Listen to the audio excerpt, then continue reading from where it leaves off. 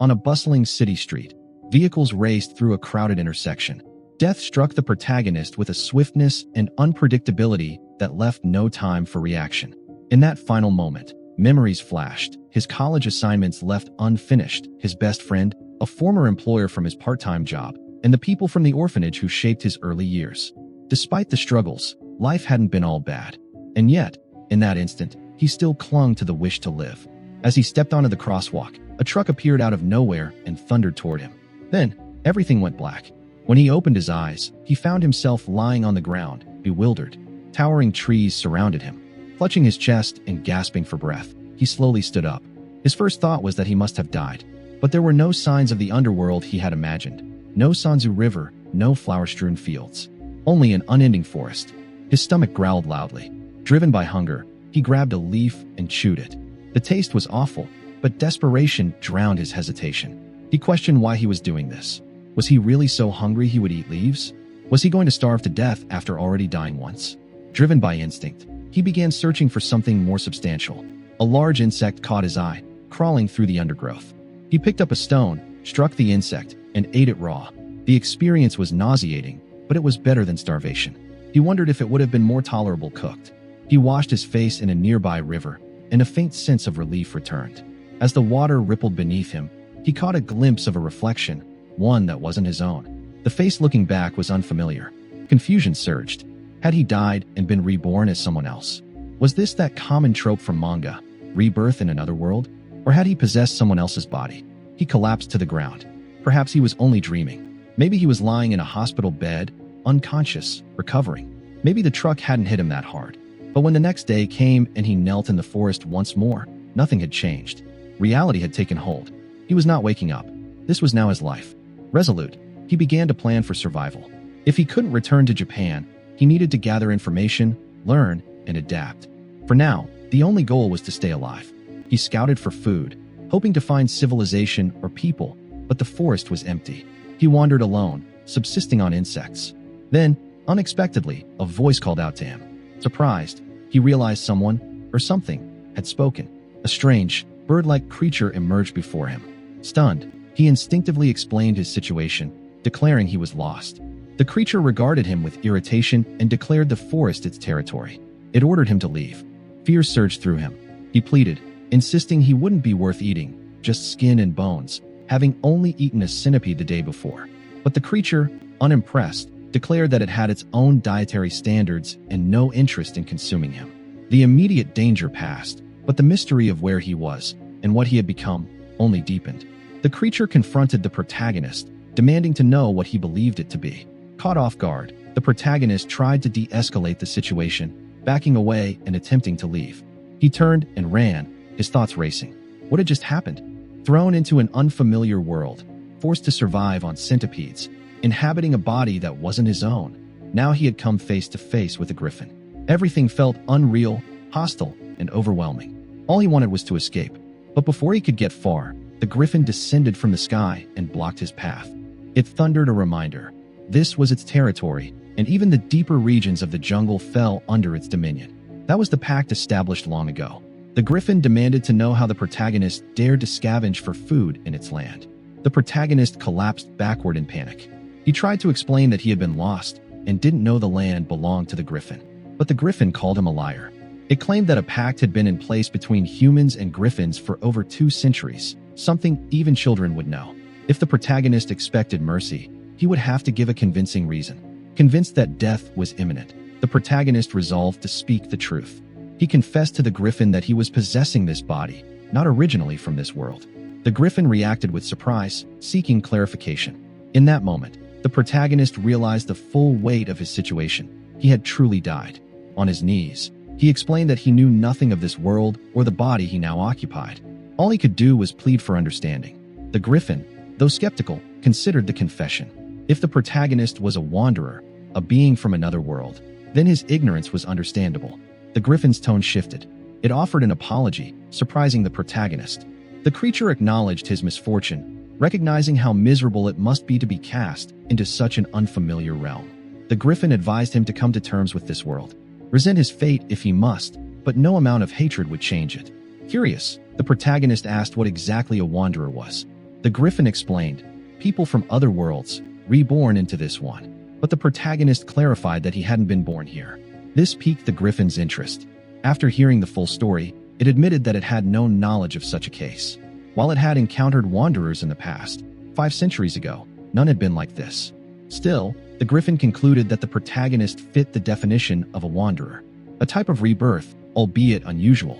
The Griffin pointed out that he now occupied the body of a child, implying he had once been an adult. The protagonist confirmed that. He had been grown before, but now he was like this. He asked if that was a problem. The Griffin replied that he would be spared, but only on one condition. The protagonist must fulfill a task for the Griffin. Deep within the forest, a cave concealed something unexpected. The protagonist followed the Griffin inside, unsure of what lay ahead. As they stepped into the shadows, the cavern revealed its contents. A group of humans standing together, many of them children. The Griffin gestured toward the scene, as if expecting the protagonist to understand. Dozens of children were gathered there, around 30 by his estimation. The atmosphere was quiet, uncertain.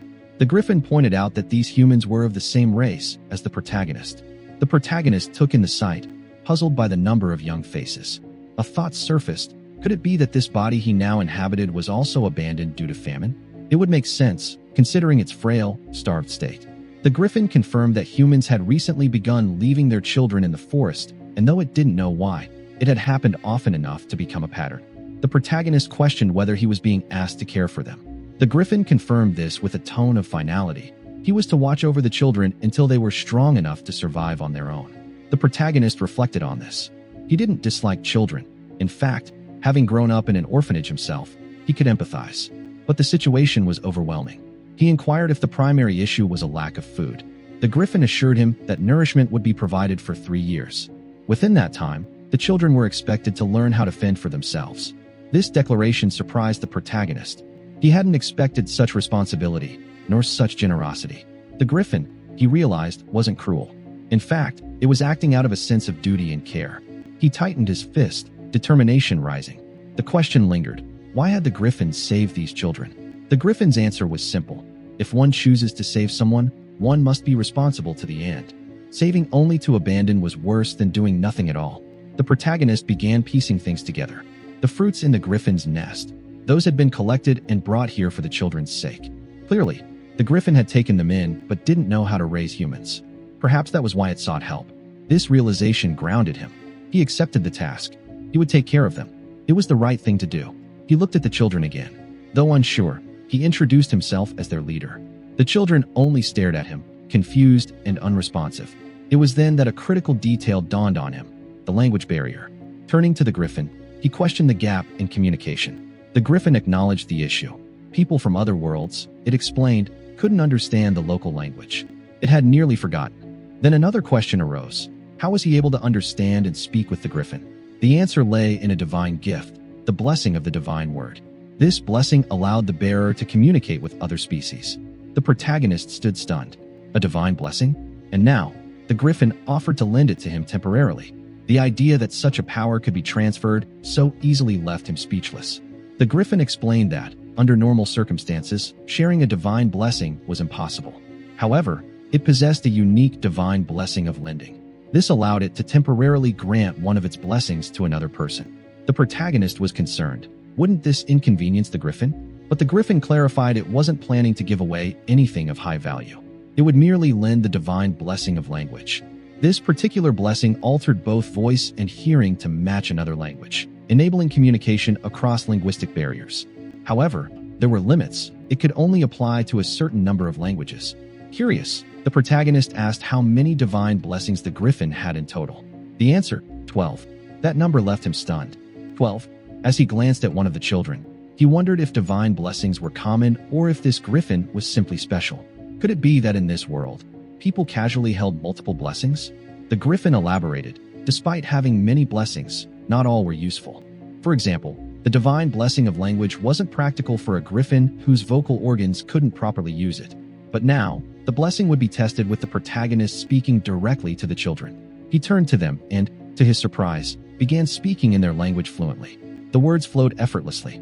He greeted the children politely, stunned that a foreign tongue now emerged naturally from his mouth. A girl stepped forward and greeted him respectfully.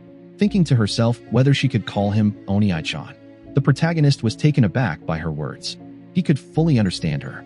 Then, a boy pointed at him, asking for his name. In response, the protagonist insisted the boy introduce himself first. The boy said his name was Ron and declared himself the group's leader. Then, with a challenging tone, Ron demanded to know the protagonist's name in return. The protagonist hesitated, glancing at the griffin and whispering for help. He wanted a name that would sound appropriate in this world. The griffin suggested Almas. When asked what it meant, the griffin admitted it just sounded nice. That was reason enough. With that, the protagonist introduced himself as Almas and greeted Ron properly. Ron, suspicious, asked for Almas's age. Almas answered, 20. Ron reacted with disbelief. Almas looked younger than him. But the griffin stepped in to confirm that Almas was telling the truth. Ron accepted it reluctantly, placing his trust in the griffin's words. Taking charge, Almas suggested that everyone introduce themselves. Ron began, 12 years old. The girl from earlier introduced herself as Soyen, Ron's childhood friend. Another boy gave his name as Rosewood, age 11. Then came Tetra, 10. Another girl, Graham, also 10. Lastly, Lulu, likewise 10. Almas observed that none of them seemed to be under 9 years old. Despite having introduced himself, Ron made it clear that he didn't yet accept Almas as their leader. Almas understood his skepticism. After all, to the children, he was just a stranger who appeared suddenly and claimed authority. It reminded him of his days in the orphanage. Soyen chimed in, trying to calm things down. She reassured Almas that Ron wasn't a bad person, just a bit stupid. Ron, offended, asked what she was doing and who she was calling stupid. Soyen responded matter-of-factly, it was the truth. Ron fired back, calling her stupid for calling him stupid. The two began bickering. Almas watched them, noting that despite being abandoned, the children were energetic, spirited even. Still, he knew deep down they were hurting. Beneath the noise and mischief, wounds remained. With resolve, Almas stood before them and declared his intent to protect them all. Among the group, the girl Tetra silently watched him. Ron scoffed at Almas's declaration. As their self-proclaimed leader, what exactly was his plan? Almas answered confidently. Their first step would be agriculture. One of the children questioned Almas with disbelief. Agriculture? Was he serious?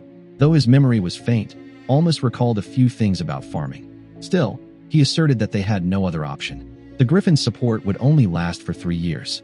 After that, the 31 of them would have to sustain themselves. There was simply no other way. Ron raised a concern. Was farming really possible for them? How would they even start? Almas acknowledged internally that Ron had a point. Their situation was far from ideal.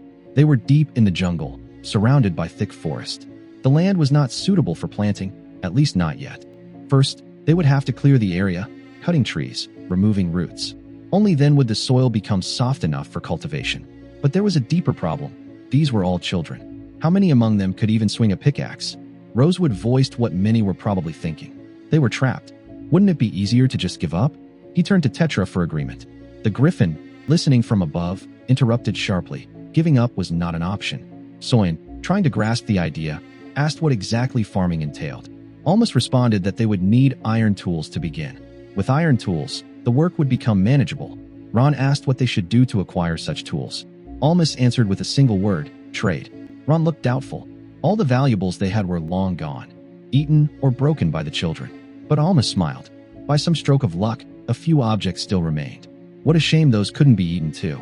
At that moment, the Griffin returned, carrying a pile of swords. It apologized for the delay. Almas was genuinely surprised by the speed. He thanked the Griffin, realizing they now had something of value to work with. Ron and Rosewood were in awe. Actual weapons? Swords? Almas quickly understood. These were the belongings of people who had once tried to subdue the Griffin. Failed challengers had left behind their equipment, and the Griffin had gathered it over time. There were a lot more than expected. The Griffin admitted that these items, scattered all over the forest, were an annoyance. It was eager to be rid of them. It instructed Almas to wait. There was still more to collect. For the Griffin, this was simply a matter of clearing out unburnable trash. Tetra turned to Almas and asked if he was planning to trade these weapons for farming tools. He confirmed it with a warm tone. Attempting to praise her, he reached out to pat her head, but she nearly slapped his hand away. Ron argued that they should trade the swords for food instead. Soyen countered. What would they do after the food ran out? Eat grass. Ron backed down with a resigned groan. Soyen asked if all they had to do was till the ground. Almas explained that finding suitable soil was important. If they couldn't manage it on their own, they would need to hire adults. And with the swords as payment, they might avoid falling into the hands of dangerous people. In the back of his mind, Almas was confident. If anything went wrong, the griffin would protect them. Then came the practical issue. Where exactly could they trade the swords? Did anyone have experience with that sort of thing? The children looked downcast. The girls gave apologetic expressions. Ron admitted he didn't know, and Soyen echoed him. Then Rosewood, annoyed, said he'd rather die than say anything. Almas clarified. He meant Rosewood didn't know either, right? All eyes turned to Tetra. She stepped forward and said she did know. She pulled out a rough map and began to explain. The area they were in was the Ramalia jungle. To the east lay the Rosais kingdom. To the northwest was the Guild kingdom, and northeast, the Demurga kingdom. The Faldarm kingdom was situated further north. Tetra used a stone to draw in the dirt. She added details. Rosais was poor at making iron tools. Demurga and Guild were opportunistic. They exploited famine to attack Faldarm. Almas saw a window of opportunity. With the weapons they now had, they could earn a high price. This was their chance. He turned to Tetra and asked how she knew so much. Her answer was sobering. The adults from those lands would likely take back the weapons by force if they knew the children had them. Almas responded with confidence, assuring everyone that he had already thought things through. To address their concern about trading weapons without being robbed or dismissed, he presented a single feather, large, striking, and unmistakable. It was from the griffin. Ron and Rosewood stared at it in disbelief. A feather from Griffin Sama himself. Almas explained that if they showed this to the adults and claimed to be following the griffin's orders, no one would dare refuse them. It would serve as undeniable proof and protection. Still, Almas made a mental note to consult the griffin directly for full permission. Rosewood felt uneasy. Just the idea of invoking the griffin's name was intimidating. Almas advised that not all of them should go to the market. They would need a small team. Volunteers were requested. Rosewood and Soyen immediately raised their hands. Almas then chose Tetra to join them, despite her not volunteering. She protested, but Almas reasoned that her familiarity with the region, combined with her intelligence, made her indispensable. Tetra exhaled deeply, eyes closed, clearly displeased but not objecting further. The following day, the group reached a bustling marketplace within Demurga's territory. Almas and the children laid out their collection of weapons before a row of vendors. With a confident expression, Almas began the negotiation. 10 steel swords and 6 bronze swords. He asked whether they were tradable. An elderly merchant leaned forward to inspect the weapons, noting their quality and origin. He asked if they were messengers of the griffin. Before Almas could answer, 2 other vendors approached and informed the elder that the local smith had arrived. The elder gave them some instructions, then turned back to the group.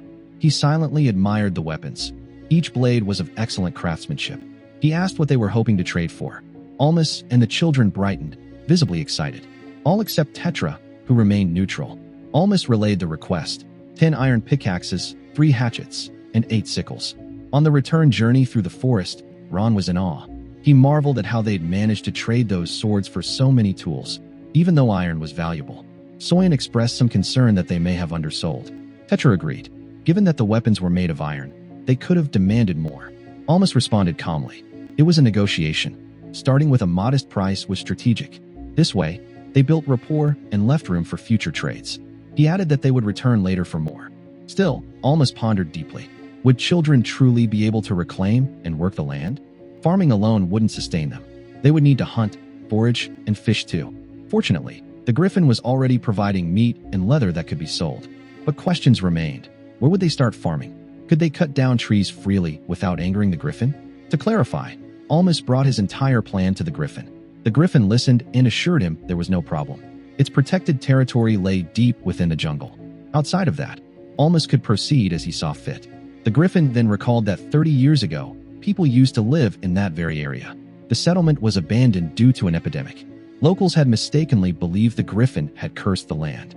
Such a waste. Almas was stunned. Why hadn't the griffin mentioned this sooner? He asked where the old village was located. The griffin admitted that it had been so long, it no longer remembered the exact location. But it had an idea. The griffin told Almas to climb on. From the air, they could spot the ruins more easily. Still unsure, Almas asked what it meant to go above the ground. But before he could finish, the griffin suddenly launched into the sky. Almas clung tightly to its back, terrified.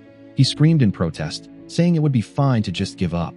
The griffin scolded him, telling him not to grab things randomly. Then, Almas asked what would happen if he needed to relieve himself. The griffin flatly replied that if he did, it would throw him off. Mid-flight, the griffin spotted something ahead. It veered toward it at full speed, wings slicing through the air. Below them, a forgotten village slowly came into view. Collapsed buildings, broken walls, and silent, lifeless streets. The griffin dove downward, landing in a clearing among the ruins.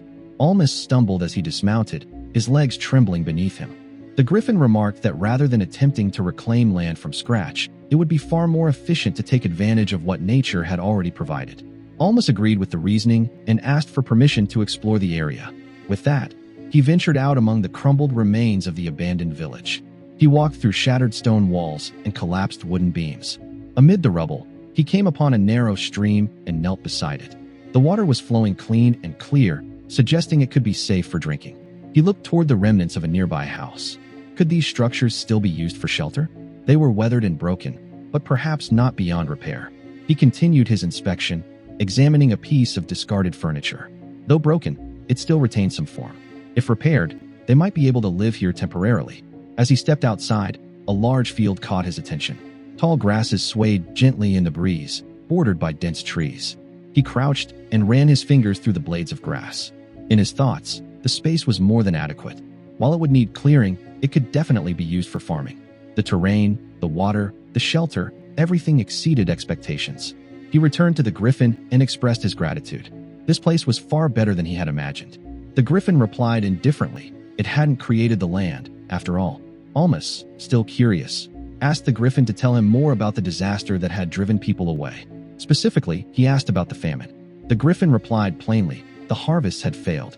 It was possible that human interference had caused it. A curse, perhaps. Almas was startled. He questioned what the griffin meant. A curse? Was that real? The griffin responded bluntly. Didn't Almas know that curses existed in this world? The very look on Almas's face was proof he didn't understand. Almas asked for evidence. The griffin answered cryptically. Sometimes the way something is described is evidence in itself. Almas recalled that this world was under divine protection. If that was true, then it stood to reason that it would also harbor powerful magic, curses included. But he still asked, why would someone go so far? The griffin answered coldly. Humans were a violent species, after all. What other creature loved killing its own kind so naturally? Almas took that in silently.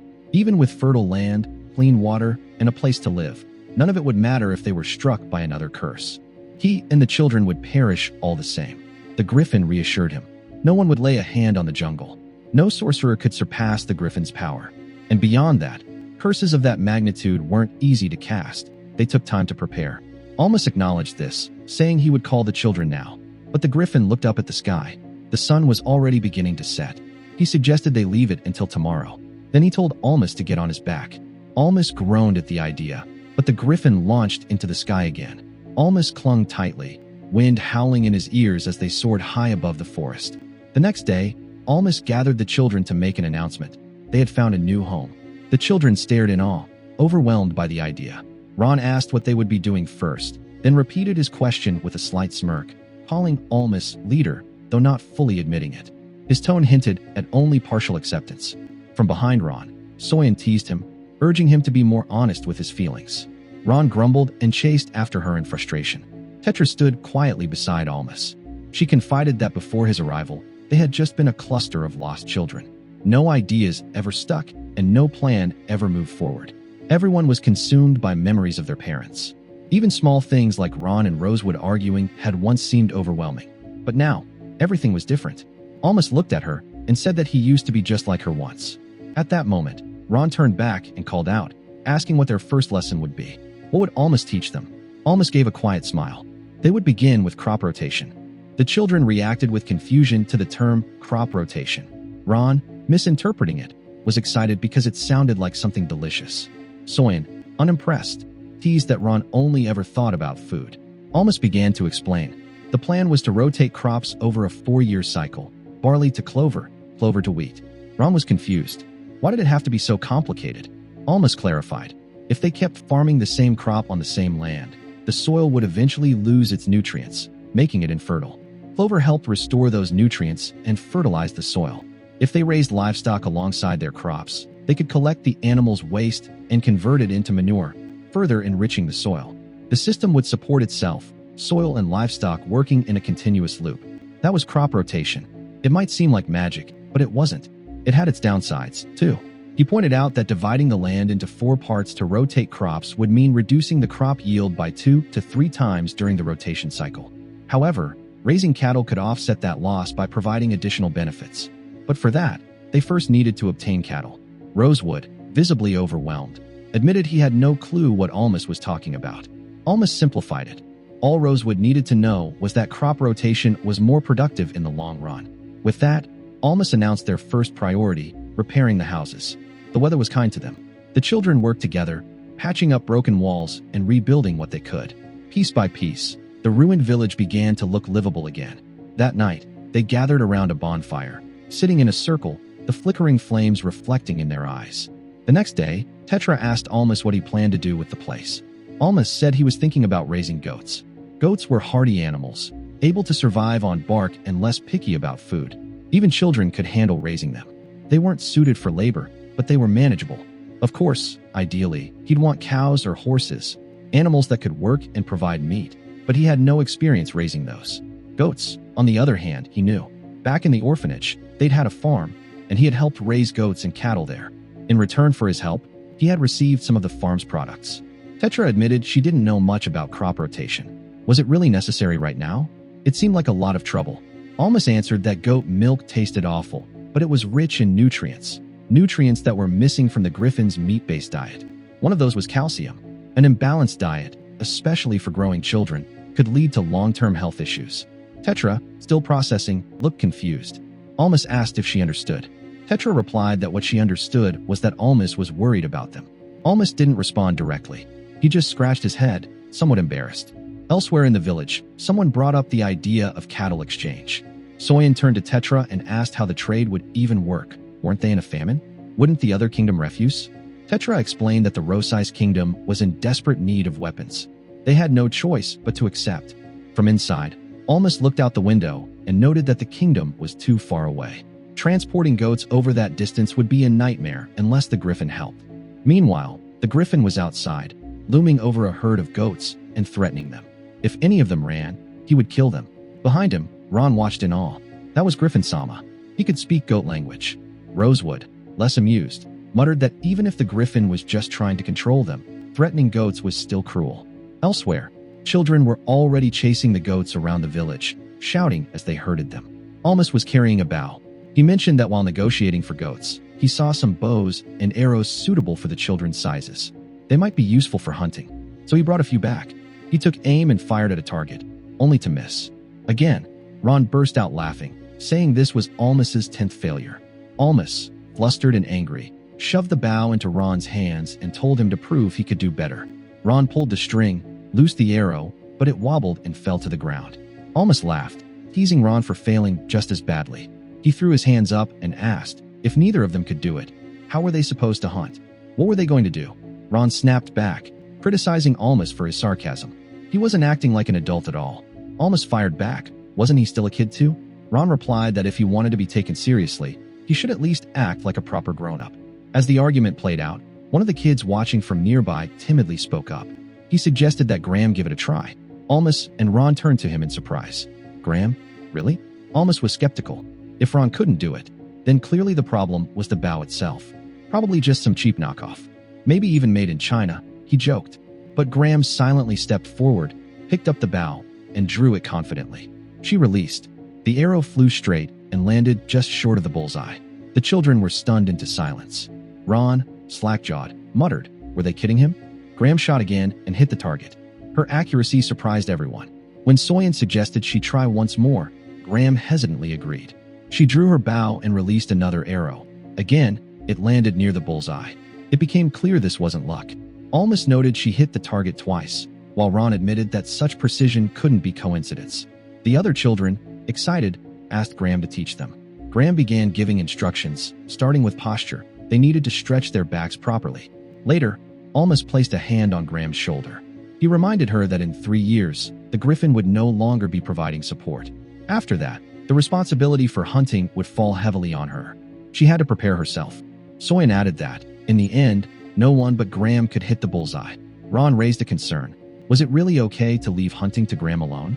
Another child pointed out that they only had one bow. But Almas opened a pouch he'd brought with him and told them not to worry. He had already considered that issue. He showed them what was inside, a sling used to throw stones. Soyen inspected it and asked what it was. Almas explained how to use it. One hand holds the end of a cord. The stone is placed inside, and the other cord is held in the opposite hand. The user then spins the sling at the right speed, releases one end, and launches the stone with force. Almas demonstrated, and the stone nearly hit its target. He told the children that with proper training, they could learn to hit birds. It was a practical solution. The sling was easy to make, stones were everywhere, and each child could be equipped with one. Sometime later, they ventured into the mountains. The griffin accompanied them and pointed out edible and poisonous plants. He explained how one type of leaf could cause stomach pain unless soaked in water, which would neutralize the toxin. Almas expressed admiration. The griffin didn't just eat meat, he consumed vegetables too. Almas remarked that the griffin must be omnivorous, being half beast and half bird. It made sense that he'd eat vegetables, though seeing a bird eat meat still felt strange to him. Almas wondered whether the griffin was more bird or mammal. Continuing their foraging, Almas asked about a particular mushroom. The griffin answered that while he himself could eat it with no issue, a human like Almas could die instantly from consuming it. Later, Almas thanked the griffin for his help. The griffin acknowledged him with a simple reply, saying he had to return to his territory. He was already feeling sleepy. Then he took off into the sky. Almas waved as he disappeared overhead. Almas reflected. With agriculture, dairy, butter, hunting, and livestock, all of these were vital. But harvesting was equally important. Thankfully, the griffin could help the children learn which plants were edible and which weren't. That reassurance allowed them to proceed more confidently. While walking alone through the jungle, Almas suddenly heard a distant shout. He stopped in his tracks, then quickly began running toward the sound. In his mind, he identified the voice. It was Rosewood. He gripped the hilt of his sword, preparing himself. If it was a small animal, he could draw it away. But if it was something larger or dangerous, he needed to act smart and find a way to rescue Rosewood. He hoped Rosewood was unharmed. Deep in the woods, Rosewood was struggling against a man's grip. The man barked at him to stay still. Rosewood shouted back defiantly, telling the man he was wasting his time. His parents had abandoned him, so he was worthless to them. Hidden in the underbrush, Almas spotted the scene. A man, definitely human, was holding Rosewood. Almas listened as Rosewood shouted that he couldn't be traded for food. Almas recognized him immediately. Then the bald man sneered, saying he knew that, but Rosewood had access to many steel swords. That was his real target. Almas understood. The man wasn't after Rosewood for food. He was after their weapons. The opponent was clearly stronger and an adult, but he was just an ordinary man. Almas observed that Rosewood appeared uninjured and the man was alone. Crucially, the man's back was open. Almas quietly readied his weapon. Before anything else, he decided it would be best to throw a stone first. The stone sailed through the air and struck the bald man squarely in the neck with a solid, dull impact. The grip on Rosewood loosened immediately, and Almas, without hesitation, directed Rosewood to flee. Though Rosewood hesitated for a second, unsure whether to leave Almas behind, he ultimately obeyed and took off running. Almas now stood alone against the man. The bald man recovered, rubbing the spot where he had been struck. He turned his sharp glare on Almas. Seeing that Almas had interfered, the man picked up his weapon, tauntingly noting that Almas was protecting the child. He sneered at Almas, mocking him as a cute little kid who'd regret this. Remaining calm, Almas asked the man a question. What exactly was his goal? The man answered bluntly. He wanted the steel swords. Almas pressed further. Then what? The man said he planned to trade them for food. Farming, he added, wasn't his thing. Almas took a breath and said that was a relief. The bald man scoffed, confused by the comment. That's when Almas pulled his sword out and advanced quickly. He struck with precision, managing to stab the man in his side. The man staggered, trying to block, but his weapon broke on impact. He collapsed to the ground and rolled onto his side in pain. Almas wasn't done. Gripping the man's back tightly, he shifted position and stabbed him again. The man began to plead for his life, but Almas didn't waver. He plunged the blade deeper. Blood gushed from the man's mouth. Through clenched teeth, Almas whispered a single word, "Die." Kneeling over the now motionless body, Almas remained still. He stared at the corpse, the man's outstretched hand pale and lifeless. His chest rose and fell rapidly as the realization of what he'd done sank in. He muttered to himself that this was the only way. If the man had succeeded today, others would follow. Letting him go would have meant putting everyone at greater risk. He repeated to himself that the man had to die here. There was no other choice. His hands trembled. The weight of what he had done crushed him. The justification, protecting the village, echoed in his thoughts, but it didn't erase the shock he felt at having killed someone. Without warning, Almas collapsed beside the dead man. His stomach turned, and he vomited on the ground. Children rushed toward him. Some called his name, others asked if he was all right. Almas, too exhausted to respond, wiped his mouth and remained silent, eyes fixed on the dirt. Rosewood reached him first and grasped his shoulder tightly. His voice trembled with panic as he called out to Almas again and again. Almas, still pale and shaken, assured him that he was fine. He offered a faint, tired smile, trying to comfort Rosewood despite his own shaken state. Rosewood, on the verge of tears, said he had been terrified if Almas had died because of him. Almas stopped him mid-sentence, gently patting his head. He apologized. He wasn't used to something like this. Ron and Graham soon joined them, standing silently nearby as the gravity of the situation settled over them all. Later, deep in the forest, Almas recounted the incident to the Griffin. The Griffin listened with his usual cool demeanor and said, "So that's what happened. It was a hard thing, but not something to dwell on." He explained that it wasn't just humans who killed one another. Even ants did. If Almas thought of it as something done for survival, just food, then maybe it would sit easier with him. Almas nodded slightly, saying he understood what the Griffin was trying to say, but admitted it was still difficult to see it that way. The Griffin replied that for social creatures like them, taking another's life would naturally feel wrong. Still, it was Almas's duty to protect the children. Returning them safely to their settlement was part of that responsibility. There was no shame in what he did. Then the Griffin tilted his head and asked if Almas had come just to report that. Was that the only reason? Almas, caught off guard, responded awkwardly. No, there was something else. He held out a piece of broken wood and showed it to the Griffin. Without much fanfare, Almas cracked the wood with his hands, splintering it into fragments. The Griffin looked at him, puzzled. "So what?" he asked. Almas awkwardly replied, unsure how to explain further. The Griffin recalled something and commented on how unusual it was, a 10-year-old child possessing that much strength. It struck the Griffin as odd. He then remarked that he knew of a certain human-like race that could split trees barehanded, but added they weren't actually human. Almas felt a chill upon hearing that, unnerved by the thought. But the Griffin reassured him those beings had vanished from the world around 3,000 years ago. Almas, relieved, muttered how fortunate that was. The Griffin, however, looked back at him and asked whether Almas was impressed by his own strength. Almas clarified that he wasn't surprised in that way. He simply didn't understand why he suddenly had such power. The Griffin explained that Almas probably didn't know his body that well, and even if he guessed, it could just be a blessing. He was a wanderer, after all. It wouldn't be surprising if a junior Sang had brought him here and given him one or two blessings along the way. Almas was puzzled and asked what exactly Junior Sang meant.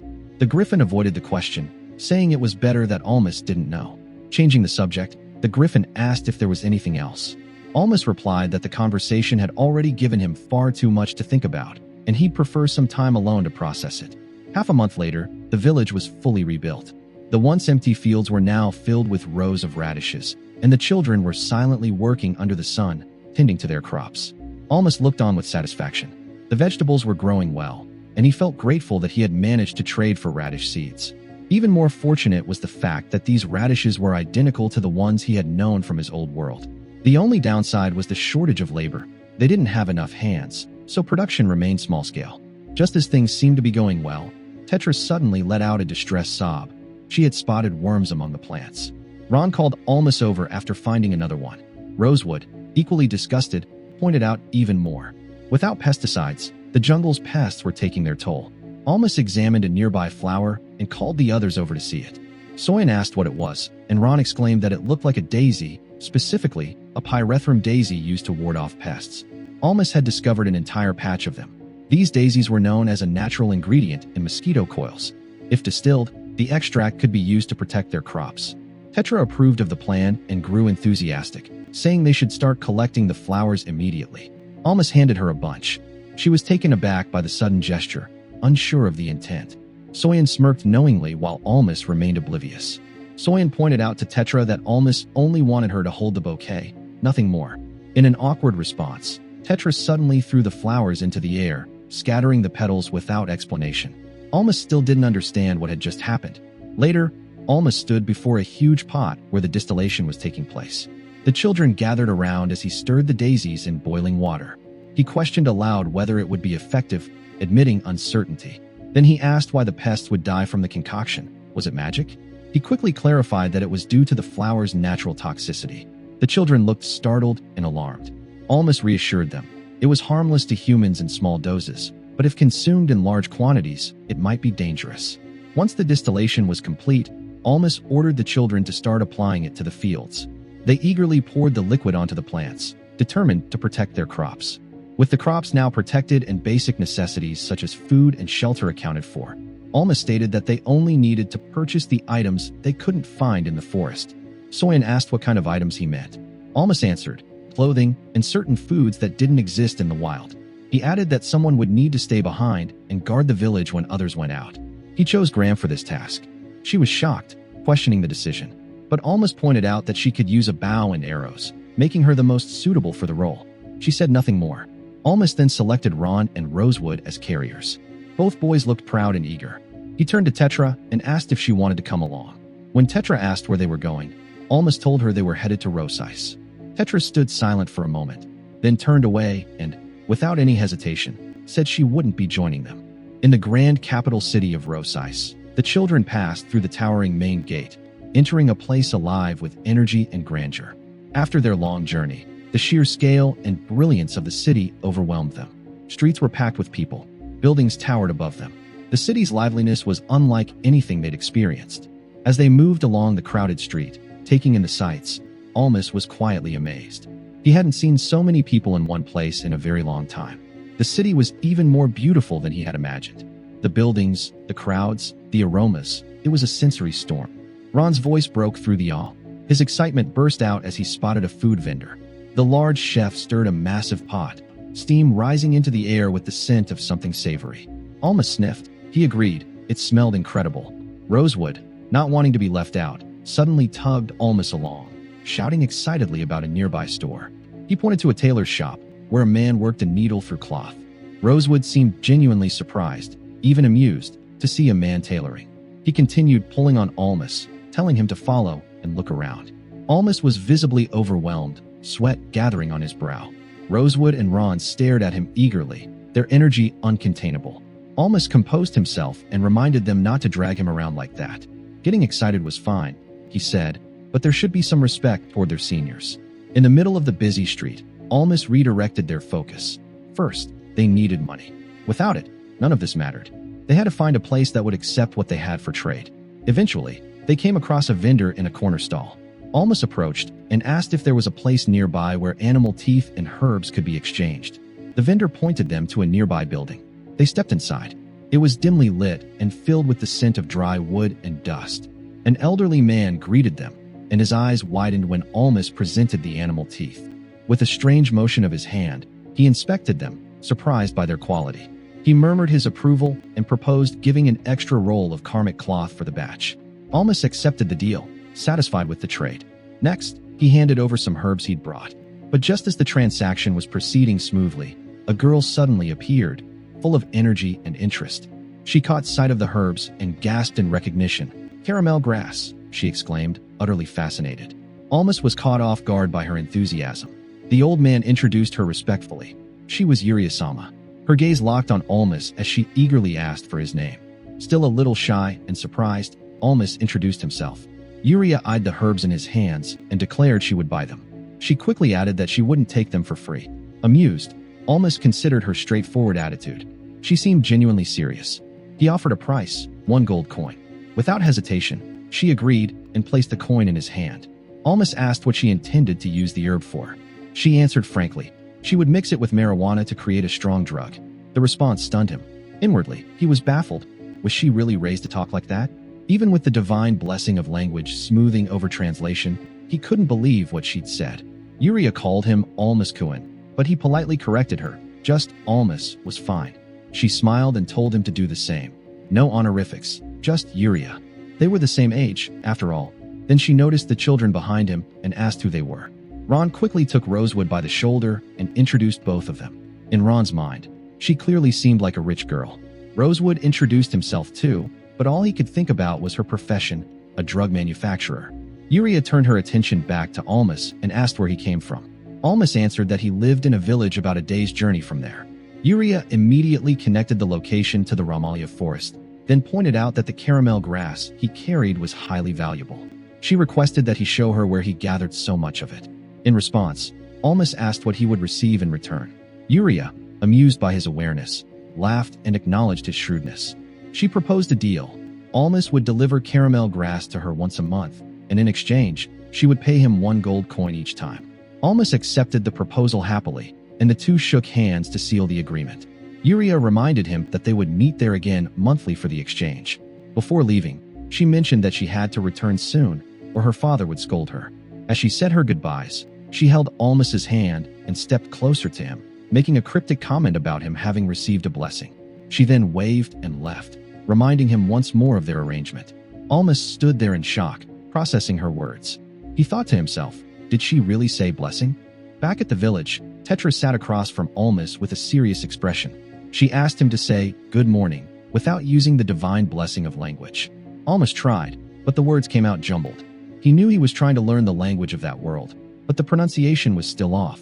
Tetra corrected him, telling him again that it was wrong. Almas reflected that since the griffin had lent him the divine blessing of language, it wouldn't be his forever. The day would come when he had to return it, and if that happened suddenly, he'd lose the ability to communicate. It was a troubling thought. He then asked Tetra to tell him more about the world they lived in. She hesitated, but began explaining. They were currently living on the Adelia Peninsula.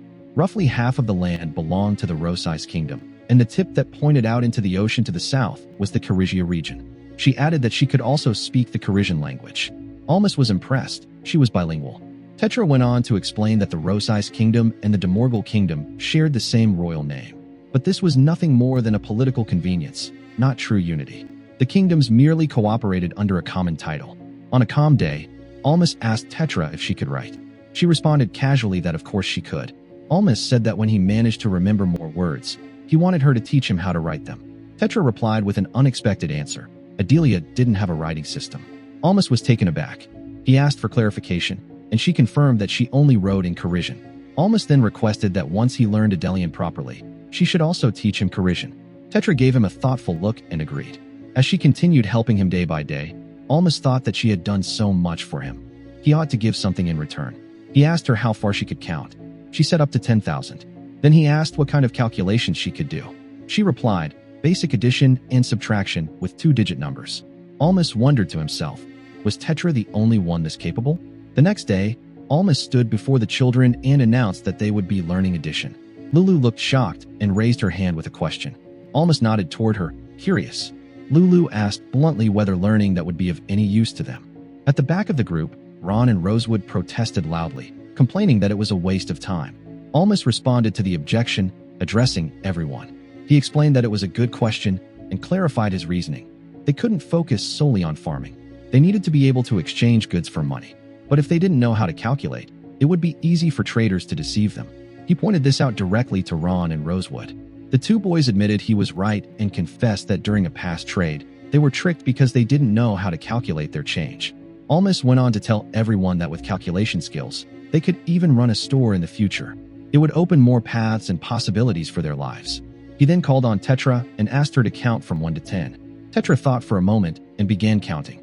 After she finished, Almas told her she had forgotten 0. Tetra was visibly shocked. 0 was unfamiliar to her. Almas thought to himself that he was fortunate this world used a base 10 number system, but apparently, they lacked the concept of 0. He drew a circle and explained that it symbolized nothing, introducing them to the concept of 0. Eventually, he taught the group Arabic numerals, numbers that would make calculations far more efficient. He considered them one of humanity's top 10 inventions. However, Tetra, who previously could count up to 10,000, was frustrated. She complained that it was too complicated. Almas smiled and assured her that once she became used to it, she would find it enjoyable. The following day, Tetra sat beside Almas, proudly holding a wooden slate. She beamed with satisfaction, showing him all the completed problems. Almas was surprised at how fast she solved them. By then, a full month had passed since he began teaching the children arithmetic. He had created a ranking system. Those with higher scores were assigned to teach those with lower scores. Unsurprisingly, Tetra was ranked number 1 and had taken on the responsibility of helping everyone. Outside, Almas and Tetra were talking about her role in teaching the others. Tetra insisted that if she was going to teach without receiving anything in return, that wasn't fair. She had already taught him both the Adelian and Karigian languages.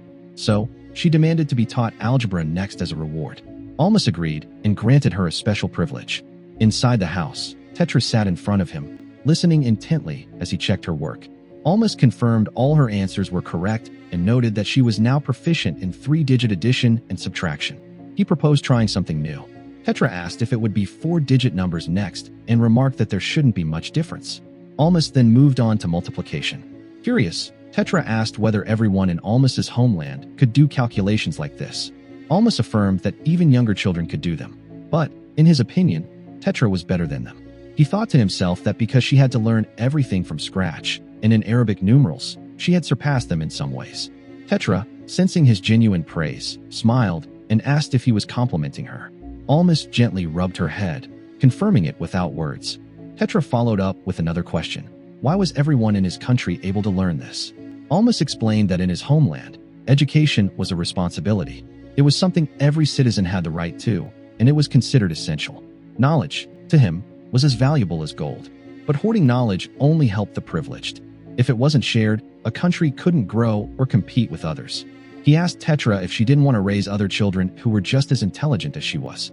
He reminded her that it was the adult's duty to do what was good for the next generation. Tetra asked if that role, being responsible for others, was complicated. Almas admitted that it was. Then, she turned the conversation back to languages and asked when Almas would become fluent. Almas told her it would take a long time, even if she already knew that. Mastering a language wasn't easy. Tetra asked, what if one day he lost the divine blessing of language? Almas replied that in that case, he wouldn't be able to teach her math anymore. Tetra immediately responded with urgency, saying he couldn't afford to lose it. Not ever. Yuria greeted Almas, noting that it had been some time since their last meeting. She asked if he had brought what they had agreed upon. Almas held out the bundle of caramel grass, fulfilling his part of the arrangement. As Yuria handed him a gold coin in exchange, she casually asked where Ron and Rosewood were. Almas explained that they had stayed behind in the village. He then mentioned that there was something he wanted to talk about. Yuria immediately guessed it was about his blessing. She said she had assumed as much, given how he had seemed curious about it for the past month. Almas admitted that, if possible, he wanted to learn more. However, Yuria clarified that even she didn't know everything. Still, based on books and old references, she explained that blessings were believed to be bestowed by fairies, the benevolent kind. Almas found the concept of fairies a bit fantastical, but Yuria brushed off his skepticism. She said that, in her case, the reason she could identify his blessing was simple. Her own blessing allowed her to see other people's blessings. Her ability was called the see-through blessing. She then revealed what she had seen. Almas possessed the blessing of the king. She elaborated. The more people who genuinely viewed Almas as their leader, the stronger his abilities would grow. Almas took in the explanation with a moment of silent reflection. The blessing of the king. So that meant the children's acceptance of him was the source of his increasing strength and capability. Yuria confirmed his thought and then asked him something else. Was he not afraid of the Griffin's curse, since he lived in the Ramalia forest? Almas, caught off guard, asked how she knew about that. Yuria answered that one of her other blessings, called Heaven's Eye, allowed her to see distant locations. She had seen him and the children entering the forest and had assumed they were living there. She asked if he had done something to avoid the Griffin's curse and requested that he tell her how. Almas replied simply that there was no curse at all.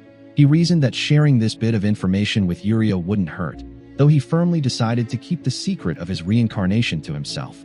Yuria nodded thoughtfully and concluded aloud that the children with him were abandoned. Almas didn't respond, but Yuria promised she wouldn't tell anyone and assured him of her discretion. Almas thanked her. After that, Yuria invited him to come along with her to buy something. Almas agreed, acknowledging her as an important customer. However, once they arrived at the market, Almas was visibly stunned by the volume of shopping she was doing. He ended up carrying numerous bags filled with all kinds of items. Yuria continued browsing and adding more goods, urging Almas to be a man and keep up. Almas, exhausted, muttered that while he was indeed a man, she shouldn't be using him as her personal porter. Meanwhile, a nearby vendor looked on in disbelief at how effortlessly Almas was managing to carry the massive load, wondering just how strong this young man was. Curious, Almas asked Yuria about the various unusual herbs and rocks she had purchased. Yuria answered nonchalantly that they were for practicing hoodoo. Almas was taken aback. He asked if she meant those ominous-sounding spells. Yuria clarified the misunderstanding. Hoodoo wasn't only about curses. It included a wide range of magical practices like creating protective barriers, breaking curses, and making medicines. It was a recognized profession among humans. To Almas, it sounded like she was describing a kind of doctor, at least by modern Japanese standards. He realized that Yuria, with her abilities and knowledge, might hold considerable reputation and status in this world. That thought led him to recall what the griffin had once told him, that the famine had been caused by humans. Almas asked Yuria for her thoughts about the famine. Yuria replied that, from what people were saying, it was indeed the result of a curse, likely cast by a group of powerful witches. Almas asked who would do such a thing. What kind of person would inflict a curse on such a massive scale? Yuria corrected him. Not a single person. A nation. A curse on such a massive scale, Yuria explained, could easily result in thousands of deaths. However, she assured Almas that next time, she wouldn't hold back against those responsible. Almas was surprised by her determination and resolve. He then asked Yuria if she would like to visit Ramalia with him someday. Her eyes lit up with excitement, but she added that she would need to speak to her father first. He might not allow her to leave the city. Almas also brought up the idea of learning hoodoo from her. Yuria was taken aback by the request and paused in thought. Almas quickly offered to pay for the lessons, but Yuria rejected the idea, saying that no money was needed, they were friends.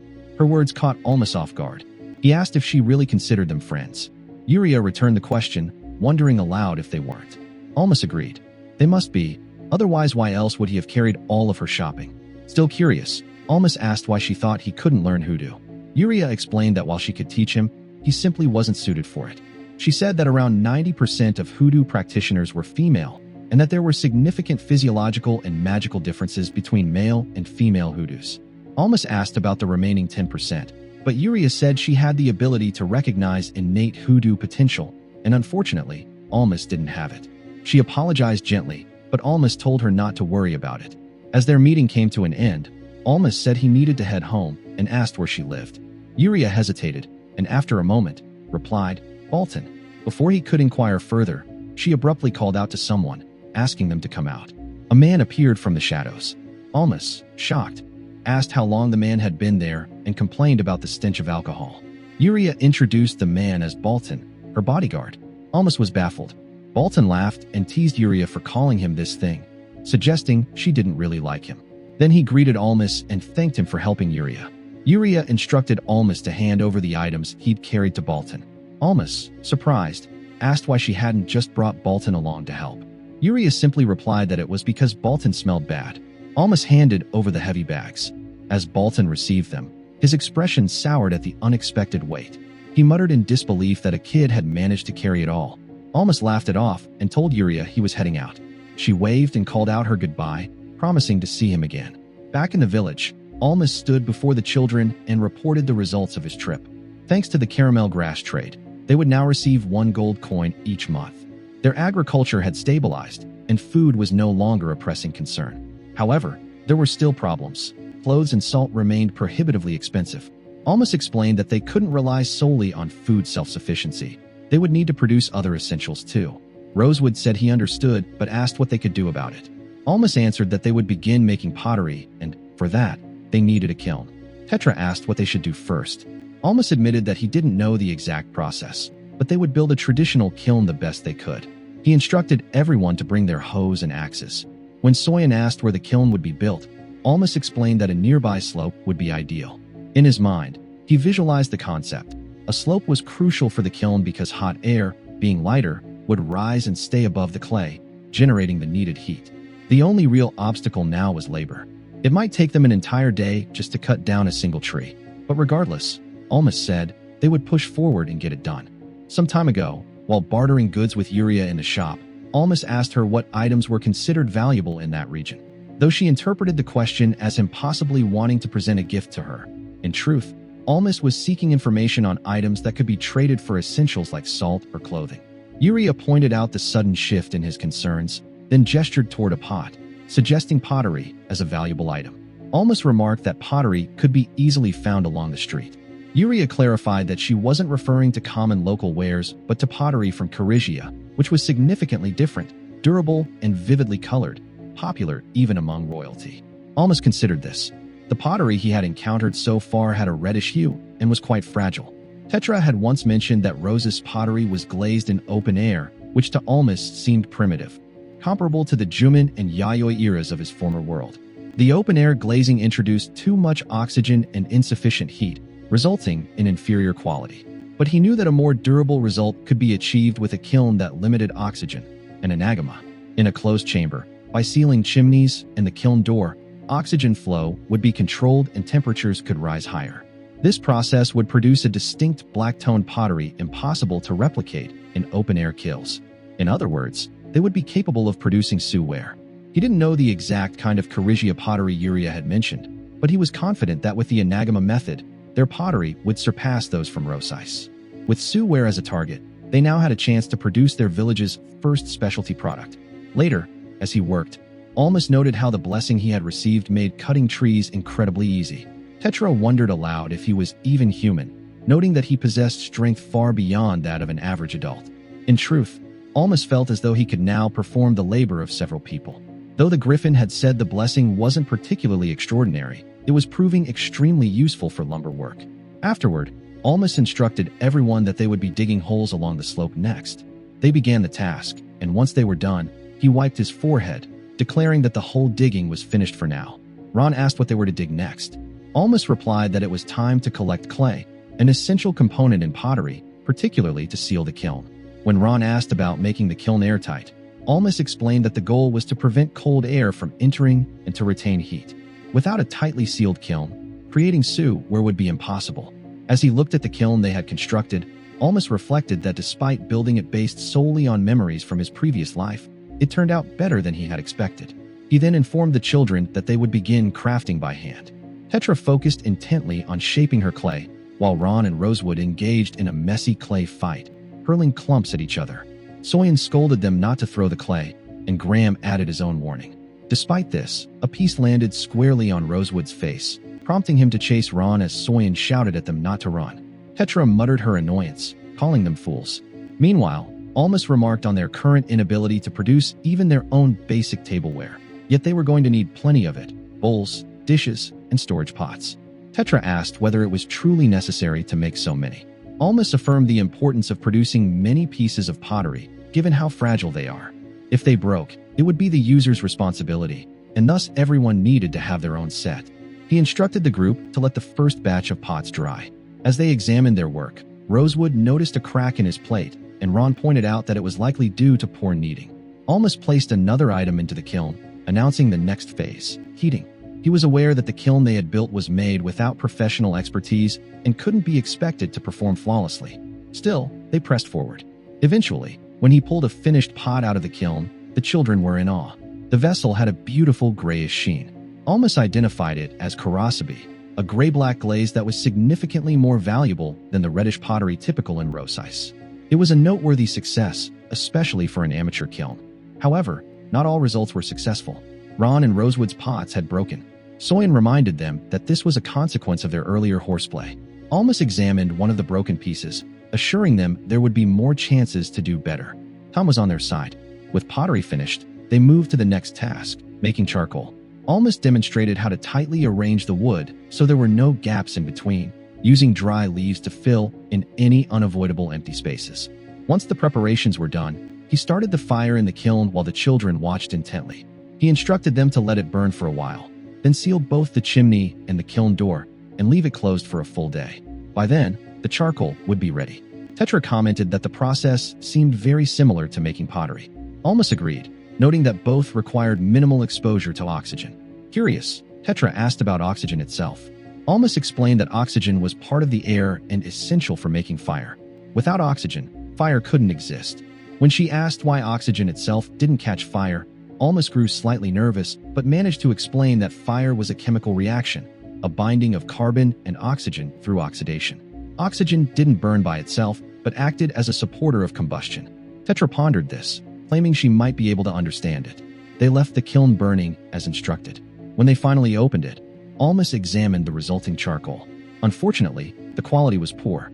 He surmised that, unlike his previous life where drums or barrels were used to limit airflow, they lacked such equipment here, so air had been leaking in. Still, despite the subpar results, the charcoal would be enough to help them survive the winter. Time passed. Winter ended, and the new year arrived. One day, the griffin arrived, and brought new children to Almas. These were strays the griffin had found roaming within the forest. After depositing the children, the griffin flew off, entrusting their care to Almas. Almas turned to Tetra and noted that the village's population had increased by 10 over the winter. He asked her how taxes were typically collected in the region. Tetra answered that it varied depending on the country and the ruling noble houses, but there were generally 4 categories: land tax, population tax, labor service, and military conscription. Almas turned to the newly arrived children and asked whether their parents had abandoned them in the forest to avoid paying taxes. The children exchanged glances, unsure or unwilling to answer. Tetra added that, to her knowledge, Rosais imposed lower taxes than most kingdoms. Its king was not the kind to burden his people with high taxation. Soyen confronted the children, pressing them for the truth about where they had really come from. After questioning them, she reported to Almas that the children claimed to be citizens of Rosais. Almas sought clarification, where exactly in Rosais? Soyen explained that they had come from a territory governed by a noble house, known as the Ash family. Almas inquired further, trying to make sense of it all. Soyen clarified that the Ash family was the primary noble family acting as landlords over a specific area. The trouble, she said, began when the Ash family was betrayed by their own retainers. Those same traitorous retainers had even gone so far as to plot secession from the Rosais kingdom. The king of Rosais had not accepted this rebellion, which led to internal conflict within the Ash family and its branches. Almas pieced the rest together in his mind. The internal power struggle cost many lives and led to an increase in taxation to fund the war efforts. As a result, the region's storehouses were left barren by winter, causing widespread hardship. Just as he processed this, Tetra asked if that was truly what happened. Then, without warning, she bolted out of the room. Almas followed, calling after her, unsure of what had suddenly triggered such a reaction. He caught up with her and turned her around. Her face was soaked with tears. She choked on her words, alluding to her parents and something she had long suspected. Her sobs overwhelmed her, and Almas pulled her into an embrace, silently comforting her. Later, back at their dwelling, Almas gently draped a blanket over the sleeping Tetra. He stood by, reflecting quietly. It was clear now that Tetra had endured a painful past. Soyen peeked into the room and asked Almas what had happened, sensing something unusual. Graham, too, commented on how rare it was to see Tetra cry. Almas simply remarked that everyone had moments when they needed to cry, and then prepared to head out again. In his thoughts, Almas considered how common it was for children to cry, for reasons big or small, like nightmares, arguments, or even seemingly nothing at all. He had comforted many children before, but this was the first time he had seen Tetra break down like this. As he stepped outside, Ron and Rosewood asked about Tetra. Almas reassured them that she was fine for now. Deep down, he felt relieved. It had been unnatural for Tetra to hold back her emotions for so long. Suppressing sadness like that could damage her over time. He advised them to act normal around her when she woke up, as she would likely feel embarrassed about having cried. They nodded in agreement. Then Almas told them it was time to return to the fields. They didn't want to disturb Tetra's rest. As he moved to resume his tasks, Almas paused, reflecting on everything. The truth behind Tetra's past, the arrival of the newcomers, and the village's uncertain future. It was clear he had many things to consider before deciding on their next course of action. Within the kingdom of Rosais, Almas asked Yuria if she would allow him to meet her father, should he wish to. Yuria hesitated for a moment before saying that her father was always eager to meet her friends, so she supposed it would be fine. However, she questioned whether Almas was truly ready for that. Almas explained that he had been considering it for some time. The Ramalia forest, where they resided, was surrounded by 4 different countries, and Rosai stood out as the most unstable, riddled with internal conflict. For their safety, it would be best to secure the backing of someone with significant influence. According to his assumption, Yuria's father likely possessed the kind of power they needed. Taxes would be a burden, but depending on the Griffin's protection forever was not a viable strategy. Yuria gave in with a sigh, accepting his reasoning. As they walked through the area, Almas took note of the many large and elegant homes, recognizing that they were approaching the royal palace. The realization struck him when they reached the palace gates. Upon entering, he was stunned. A regal-looking man stepped forward to greet him. This man, with clear poise and authority, welcomed Almas warmly and expressed his gratitude for being a friend to his daughter. He then introduced himself. He was Yuria's father. Yuria leaned toward Almas and quietly admitted that she had forgotten to mention a critical detail. Her father was the king of Rosais. Almas, startled, whispered back in disbelief, upset that she hadn't told him sooner. He was unprepared to stand before a monarch. Regaining his composure, Almas stared at the king, then respectfully knelt and introduced himself. He humbly stated that it was an honor to be acknowledged by Yuria and to be accepted as her friend. The king responded with warmth, telling Almas that there was no need for such formalities. He could speak as if he were simply addressing Yuria's father. This, after all, was the first time Yuria had ever brought a friend to meet him. In the past, she had devoted herself entirely to her magical studies, leaving no room to form friendships. Yuria interjected, flustered, but her father chuckled and told her to relax. Almas thought back on how Yuria had carried herself. He now realized she hadn't been feigning ignorance or playing games when he helped her carry her belongings. She truly hadn't had friends before. The king then turned to Almas and observed that he wasn't just seeking to meet Yuria's father. In truth, Almas was looking for someone with power and influence to depend on. Almas stayed silent. The king reassured him, saying he could be honest about his intentions.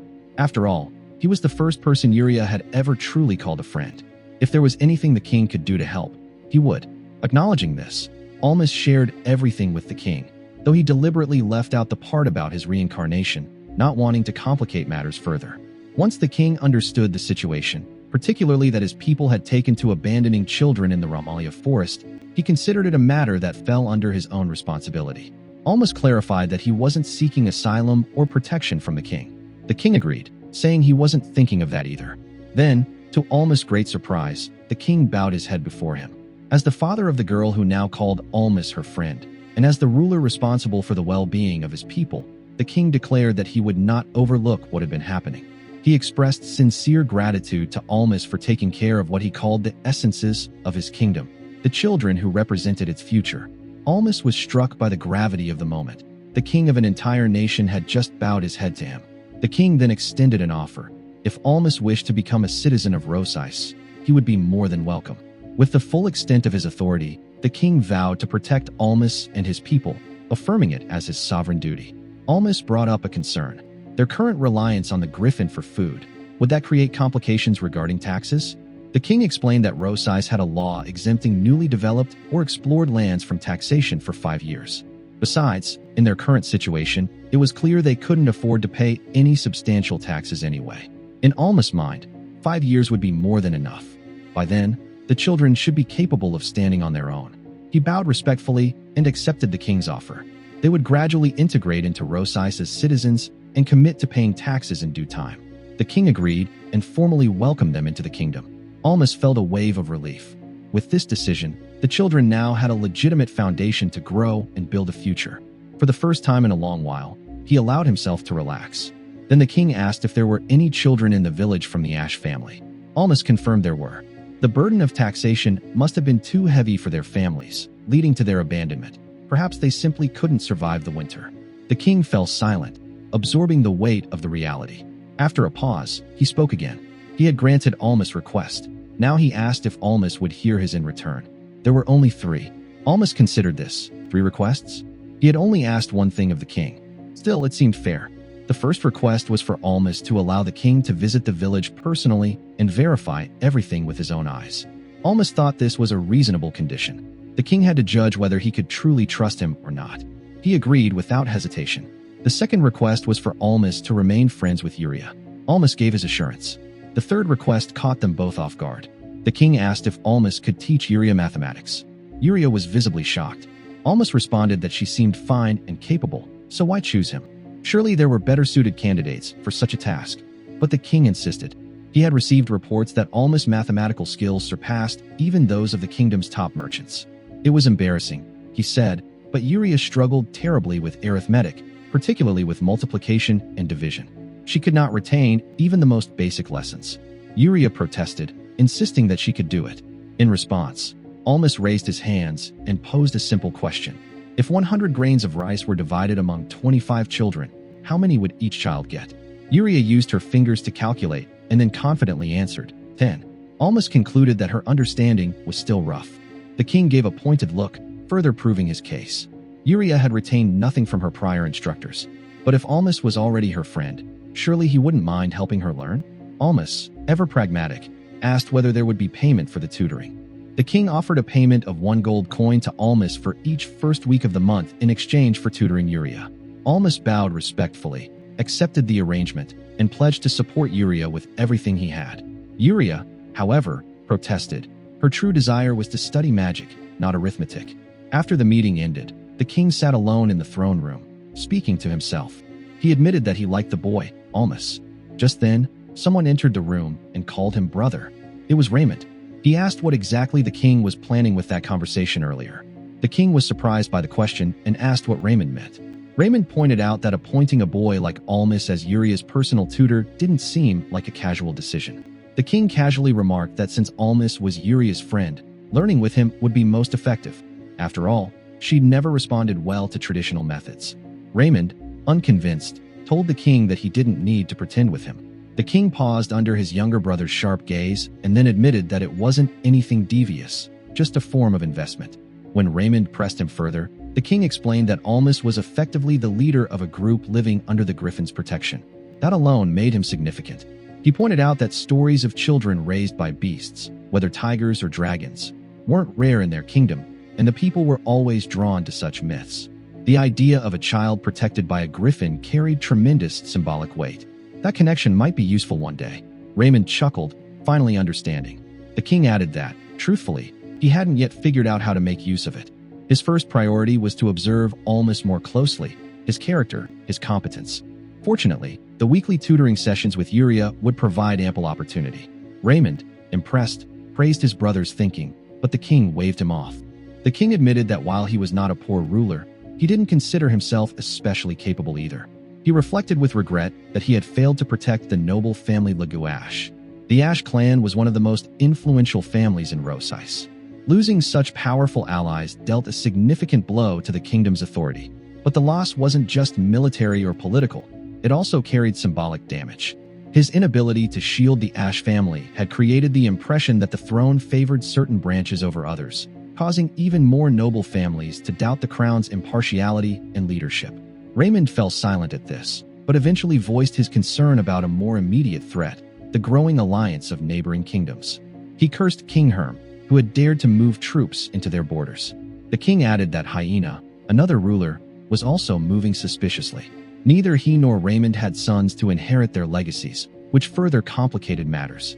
The king then reminded his brother not to look so downcast. His own queen had given him Yuria just before passing away. Even without a son, he found comfort and pride in Yuria's presence. Her mother had died shortly after, taken by illness. Perhaps it was fate, he mused. He laughed lightly, pointing out that Raymond, too, had no sons. Raymond responded with a forced laugh, trying to steer the conversation away from such painful memories. He suggested they consider selecting a suitable heir from one of the branch families, someone who could eventually stand beside Yuria. Meanwhile, elsewhere, Yuria sneezed unexpectedly, and Almas asked if she was all right. Back at the palace, the king gazed down from the window. He watched Almas and Yuria walking together and quietly said that above all, he wanted his daughter to be happy. But problems seemed to be erupting from every direction across the kingdom. A heavy thought weighed on him, the feeling that the country might collapse during his own reign. Yet no matter what happened, he was determined to keep searching for a solution while he still lived. Watching Almas from afar, he found a flicker of belief.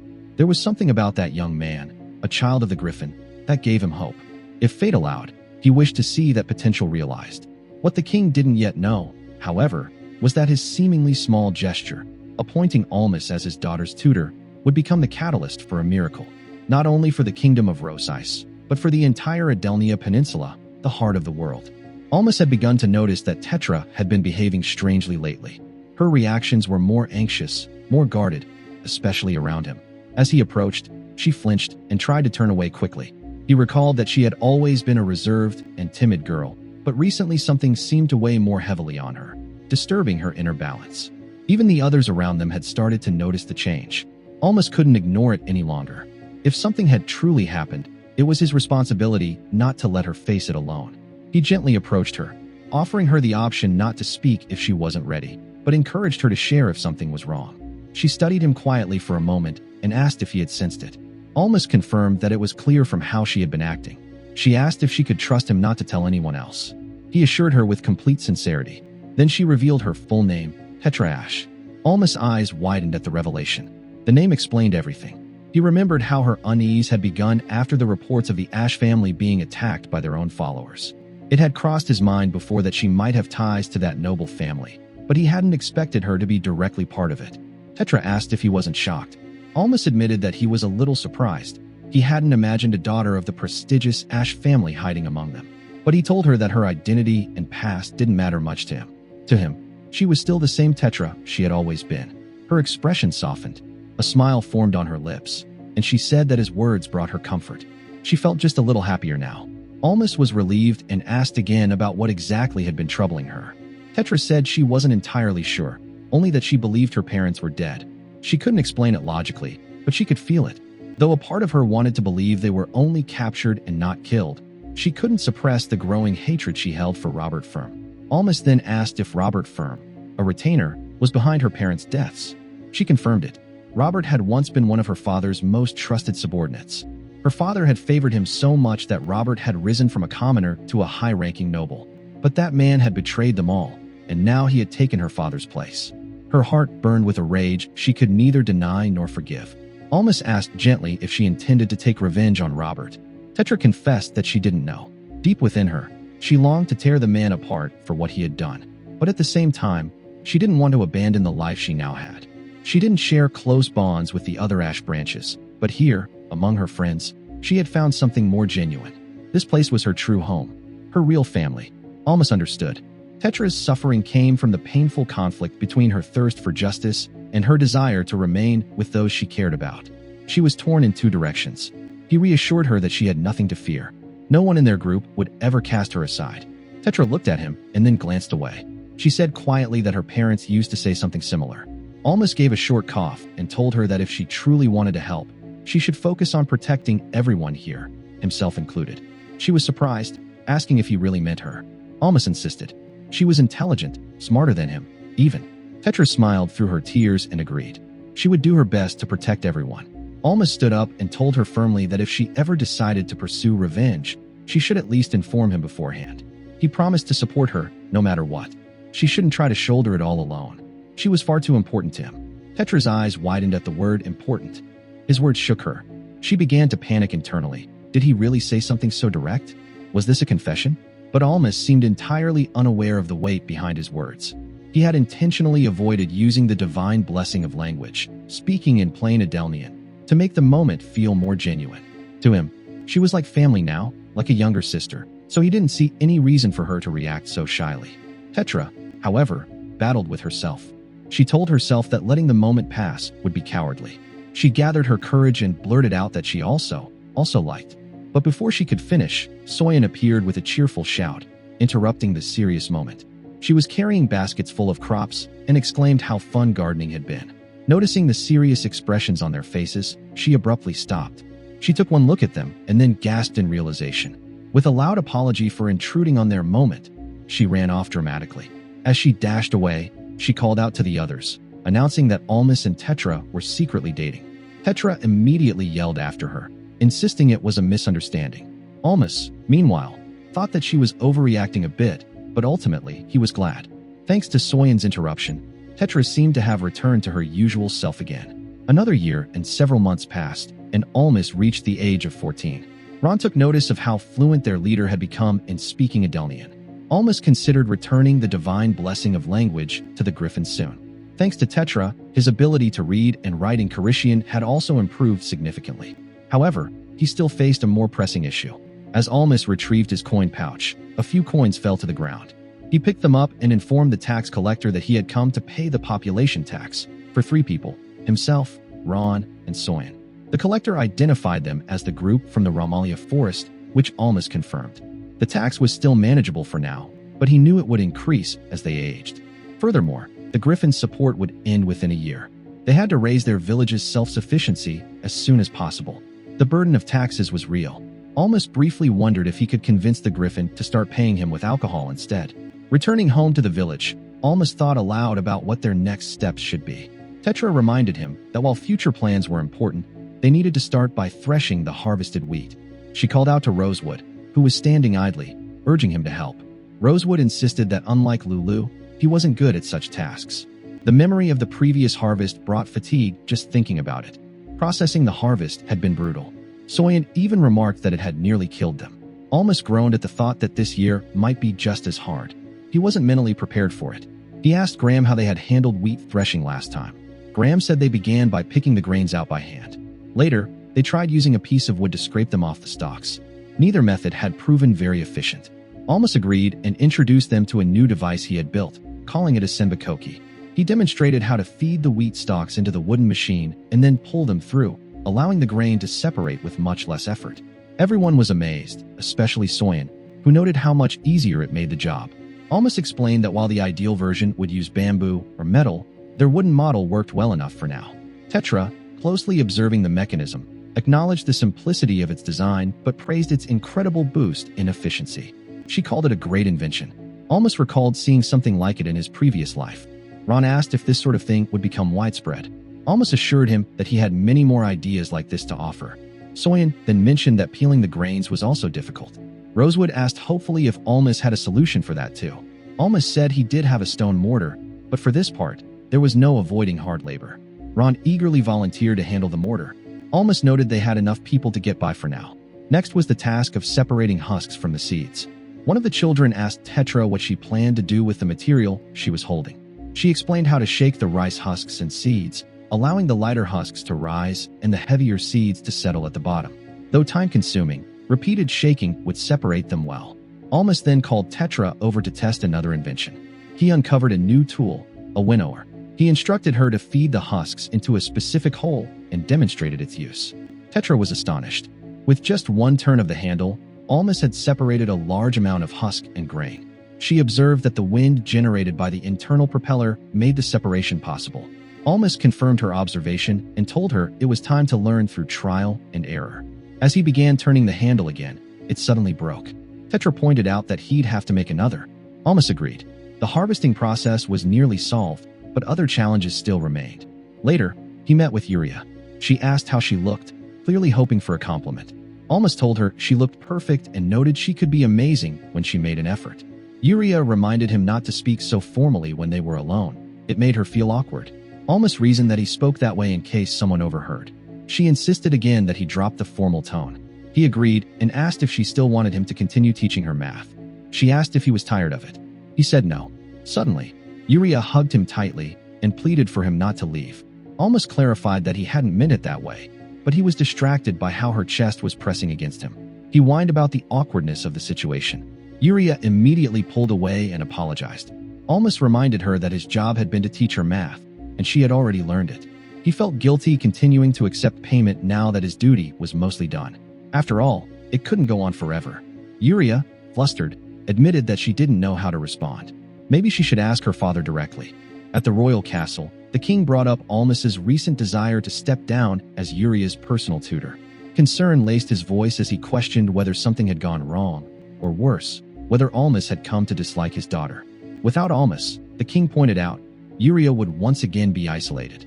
Almas reassured him that it wasn't anything like that. He had simply begun to wonder how long he was expected to continue in this role. The king responded that there was no predetermined end date. It would last until Almas had nothing left to teach. Even then, he was always welcome at the castle. Besides, without Almas, who would play shogi with the king? This game of shogi, in fact, had been Almas's own creation. Inspired by a lack of entertainment in the kingdom of Adelina, he had devised a strategic board game based on war. He thought it might even prove profitable. Lulu had once commented that while the game was easy to reproduce, it wasn't viable for sale. Almas had been caught off guard by her words. Tetra had said the exact same thing. It was a valid concern. In this world, without the concept of patents, anything that didn't involve a special production process could be replicated freely, leaving the original creator with no protection or profits. He briefly considered simplifying the game. Lulu found it too complex, and Ron couldn't even play it. Perhaps he should have presented it to the king of Rosais instead, where it might gain popularity among the nobility. If that happened, he could gain recognition and prestige as the inventor, possibly improving his standing with the Rosais royal family. Back in the castle, the king offered him a seat, continuing their regular shogi match. Almas couldn't help but notice that ever since introducing the game, the king's interest in him had noticeably grown. With the right strategy, he mused, he might even secure a position as a palace guard or soldier in the future.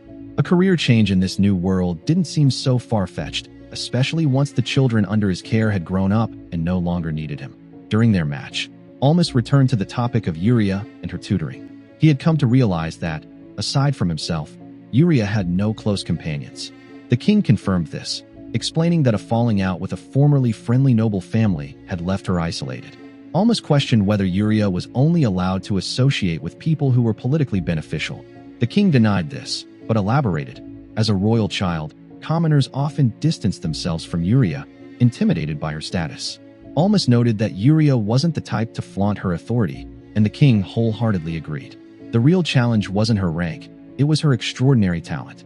Yuria possessed a rare gift in voodoo magic, a talent said to emerge only once in 1,000 years. When she came of age, she was destined to become the chief priestess, a post as illustrious as it was demanding. Almas privately found the idea quite dramatic and asked whether such privileged information was safe to share. The king replied that Yuria's abilities were widely acknowledged. The only condition was that Almas keep it to himself. The king also revealed a deeper truth. Yuria was his only daughter, and her future husband would become the king of Rosais. This made her a target for ambitious suitors. Unfortunately, Yuria had a keen sense for those who were only interested in her status, which made genuine connections rare. Ironically, it was people who were unaware of her position that she found most comfortable to be around. Almas then proposed an idea. What if Yuria hid her identity and tried to make friends with townspeople? The king admitted that such a plan was unlikely to work.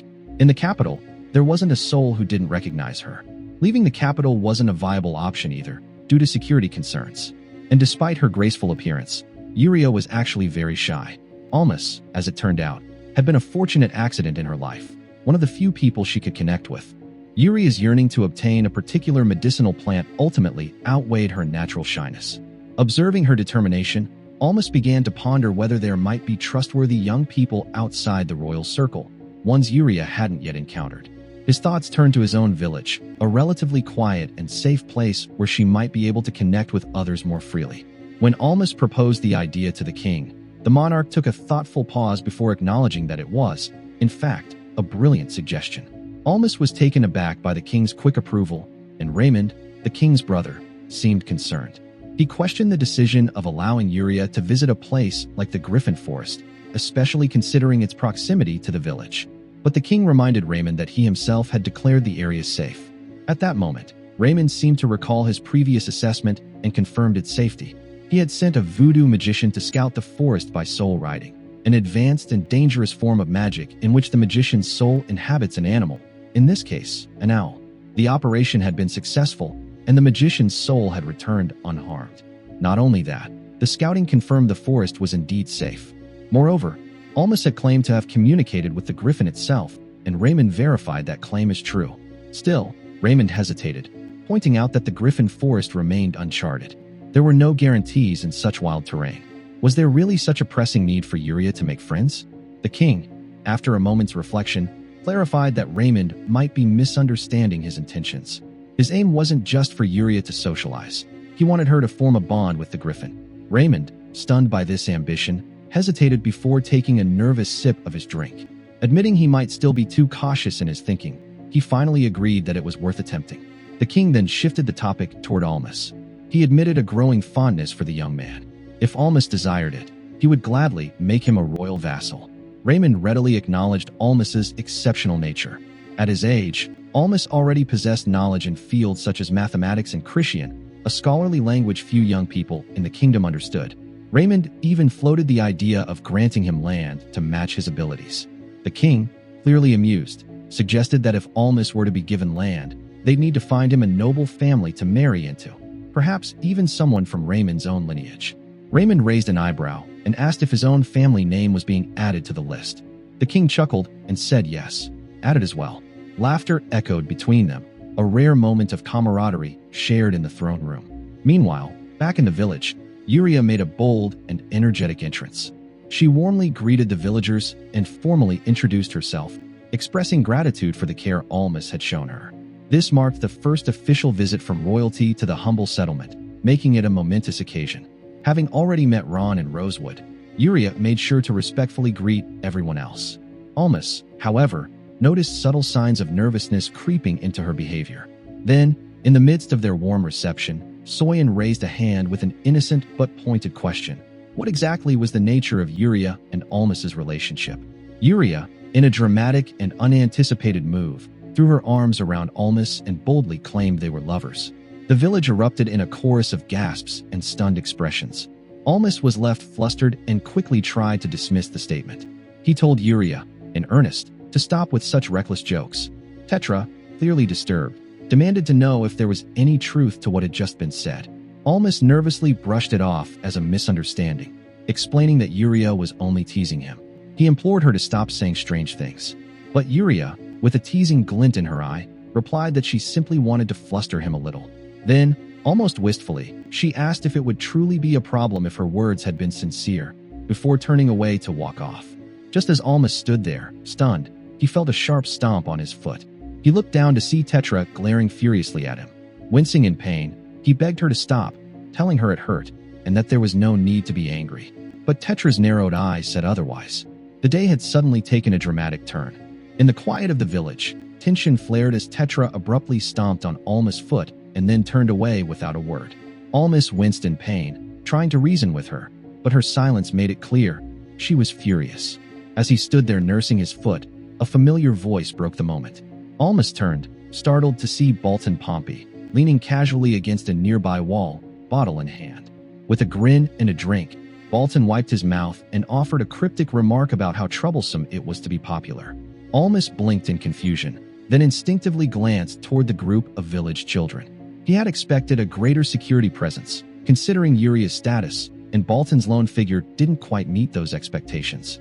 But Bolton brushed off the concern. The lack of additional guards was, in his eyes, a testament to the king's trust in Almas. Almas wasn't so sure. It could just as easily be a sign of how many enemies Bolton had dispatched in the king's service, making him confident enough to entrust his only daughter to a single man. Bolton, ever modest in his own sardonic way, dismissed the flattery by calling himself an alcoholic. He joked that if he neglected his duties, it would probably work out better for Almas anyway. Almas refuted the implication, though inwardly, he was more preoccupied with a hidden truth. Tetra, still fuming, was no ordinary girl. She was the daughter of Lagos Ash, a close confidant of the king of Rosice, making her Tetra Ash, someone of noble blood and political importance. If her identity were exposed, especially to Bolton, it would set off a chain of consequences. The king would undoubtedly summon her back to the capital, and while Almas believed she'd be happier returning to her homeland, Tetra wanted no part in it. She had no desire for the arranged marriage that would surely await her in Rosice. Fortunately, Bolton was drunk, too inebriated to connect the dots. She was only 10 when she should have been completely unknown to him anyway. Hopefully it stayed that way. Bolton, catching a glimpse of Yuria mingling with the villagers, rubbed the back of his head and shifted the conversation. He casually asked Almas what his plans were for entertaining the princess. Almas responded with a unique idea, having Yuria teach the villagers about voodoo magic. Bolton blinked, questioning whether that really counted as play. Almas knew the idea was unusual, but for someone like Yuria, who admired poisonous plants more than flowers, traditional games would never be enough. Bolton nodded, acknowledging the truth of it. For Almas, the goal went beyond amusement. He envisioned a self-sustaining village, equipped with both practical knowledge and arcane defenses. While he could teach them numbers and logic, voodoo was beyond him. Yet he understood its importance. Girls in the village might show talent in it, and even if boys weren't suited to practicing it, learning how to defend against curses would be invaluable. For Yuria, teaching voodoo would not only allow her to contribute, but would also help her forge real bonds with the others, something she desperately needed. Bolton, softening slightly, remarked that despite being a royal guard, he was still a commoner. There was no need for Almas to speak so formally. Almas hesitated, then accepted that with a quiet nod.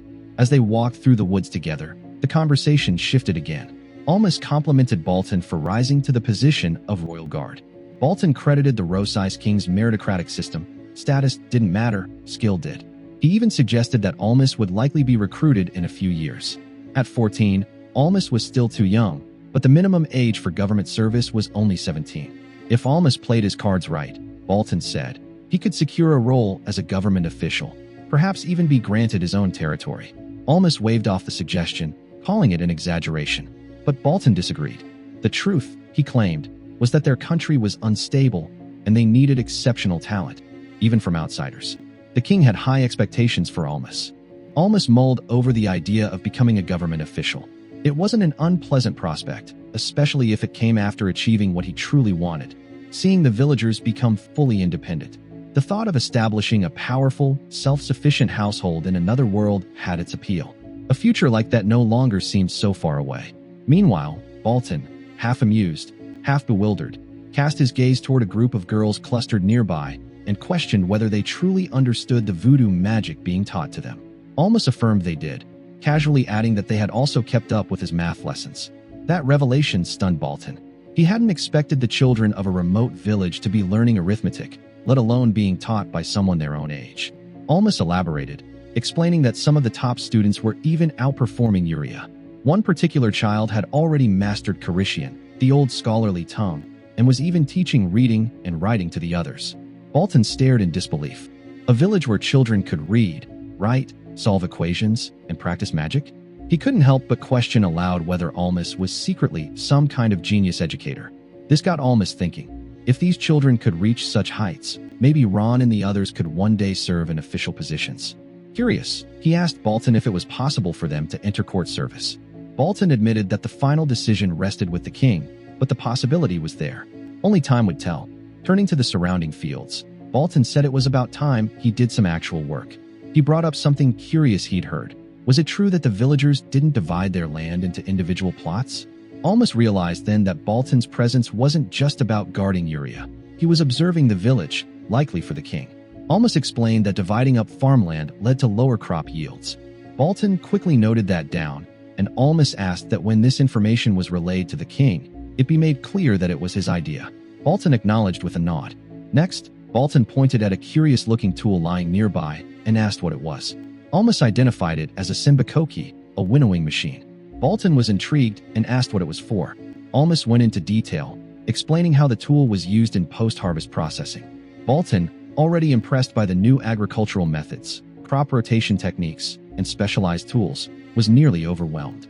It was as though the entire village was a treasure trove of innovations. He asked if Almas had truly invented all of this himself. Embarrassed, Almas downplayed it. Still, he offered to help. The Simbakoki was easy to replicate, and for durability, the teeth should ideally be made of metal. If Baltan wanted to understand how it worked, Almas suggested taking apart one of the failed prototypes. Better yet, if Baltan could provide some lambskin parchment, Almas would draft complete schematics. Baltan agreed gratefully. He had also noticed the village was producing its own pottery and charcoal. Another strange scent caught his attention, prompting him to ask about it. Almas explained that the smell came from chrysanthemum flowers, natural insect repellents. The idea of using flowers as insecticide impressed Baltan even more. This was knowledge that could be implemented immediately to protect crops from pests. He couldn't believe how much this unassuming village had to offer. To Baltan, all of this was beyond expectation. He admitted he wasn't a scholar or a soldier, so the full depth of the knowledge might escape him, but even he could recognize its national value. These ideas could improve the entire kingdom. He thanked Almas earnestly. In response, Almas asked for a favor, to help promote his efforts to the king. Baltan agreed with a smile, remarking that perhaps the gods hadn't forsaken them after all. Not far off, Yuria called out, urging Almas to stop wasting time with a drunkard and come to her. Almas smiled and excused himself, heading in her direction. Baltan laughed, teasing him about his duty as Prince Charming. Yuria flushed with embarrassment and snapped back, telling the drunkard to drown in his liquor and die. Baltan just laughed, saying he wished it were that easy. As Almas walked away, he shook his head, amused. He couldn't help but wonder, how deeply did Baltan truly love alcohol? At the royal castle, the king inquired about Yuria's social progress, prompting Almas to respond that she was currently enjoying herself. As the king unfurled a scroll, he shifted the conversation to a more pressing matter. He wanted Almas' opinion on rotary agriculture, referencing a report Baltan had submitted. At that moment, Almas grasped the king's true intentions for summoning him. Rotary agriculture was a well-established method, famously one of the key drivers of England's 18th century agricultural revolution. Although it was indeed a proven technique, explaining that without revealing his past life was a challenge for Almas. Instead, he stated cautiously that the method was theoretically sound, but since his own fields had yet to complete a full 4-year cycle, he couldn't offer absolute confirmation. The king instructed him to record the harvest yields and submit them as data. Almas agreed, understanding the weight such records might carry. The king then asked if Almas believed rotary agriculture could be applied across the kingdom.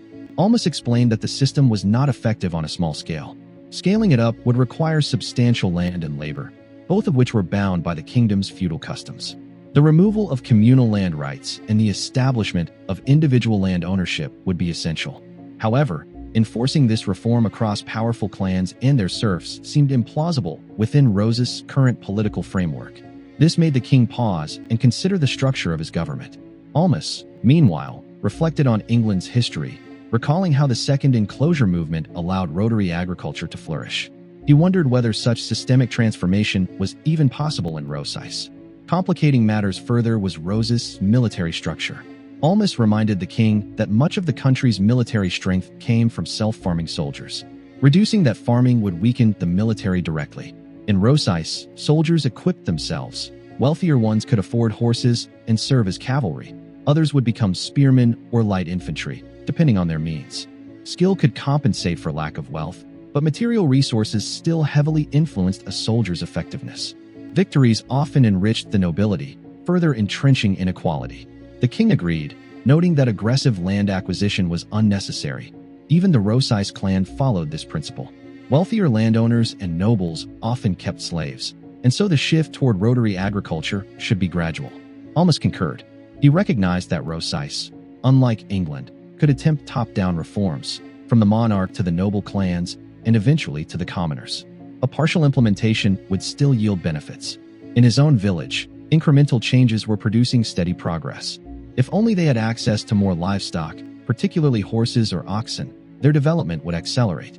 The king then pointed to an illustration, signaling a change in topic. He proposed introducing the Simbakoki and Winter to Roseis, and offered Almas a reward for his service. When asked what he desired, Almas requested a few farming horses. The king agreed to grant him 2 horses and a year's supply of fodder. Almas silently acknowledged how extraordinary this gift was. In most villages, horses were prized and nearly unattainable, and yet, he had acquired them with surprising ease. Horses, while undeniably valuable, were also notoriously difficult to maintain. Their appetites were enormous, and Almas was aware that feeding even one could prove to be a strain on his village's resources. Receiving a year's worth of feed along with the horses was an unexpected blessing, an extraordinary gesture that spoke volumes of the king's generosity. In the context of this world, it was the equivalent of receiving 2 agricultural vehicles and a full year's supply of fuel, an investment of substantial weight and significance. The king, in a thoughtful tone, remarked to Almas that he had clearly underestimated him. Almas was proving to be more than just his daughter's tutor or an inventive toy maker. He seemed more like a prodigy, a gift bestowed by the divine griffin itself. Though Almas internally dismissed the compliment as excessive praise, the king was not merely being polite. There was more he wished to discuss and another opinion he needed to hear. He expressed a desire to include his brother Raymond in the upcoming conversation. Almas had no objection. Such matters were the king's prerogative. Soon, Raymond arrived, greeting Almas with casual familiarity and suggesting they resume their nightly shogi matches. Raymond, ever competitive, still longed to defeat his brother in the game. Almas replied agreeably, though with no fixed promise. Later that evening, seated around the king's table, the discussion deepened. The king turned his attention to Almas once more, confident that he understood the delicate political framework of the kingdom. He asked for Almas's assessment of the system. After a moment of consideration, Almas gave his answer. The structure was dangerously fragile. He elaborated that the kingdom's foundation rested on 2 unstable pillars: bloodlines and territorial inheritance. While the original generation of noble families may have been deeply loyal to the crown, the passage of time and the arrival of second and third generations had begun to erode that sense of loyalty. Just as the purity of their lineage diminished over generations, so too did their dedication to the state. Their lands were not gifts from the current monarch, but legacies passed down through their ancestors, making their allegiance to the king more a matter of tradition than obligation. This inherited land ownership also brought significant complications. The king's financial and military influence was spread thinly across regions governed by powerful noble families. During times of war or major public projects, such as flood control efforts, the crown had to rely on the cooperation and vested interest of local powers, something not easily secured. The fragmented structure made swift coordination nearly impossible, and betrayal from even a single influential house could cripple the kingdom's strength in an instant. Almas emphasized the danger further. When large infrastructure efforts required alignment from multiple towns or villages, the king's authority was insufficient to mobilize such collective action under the current system. Worse still, If aristocratic families formed marriage alliances with foreign nations, it could open dangerous pathways for external influence or even treasonous actions during conflict. His words struck a chord. The king and Raymond exchanged a silent, understanding glance. The king assured Almas that, at least in Rosais, cross-national marriages among the nobility were strictly forbidden. However, Almas insisted that this law must also apply to the most powerful domestic aristocratic families.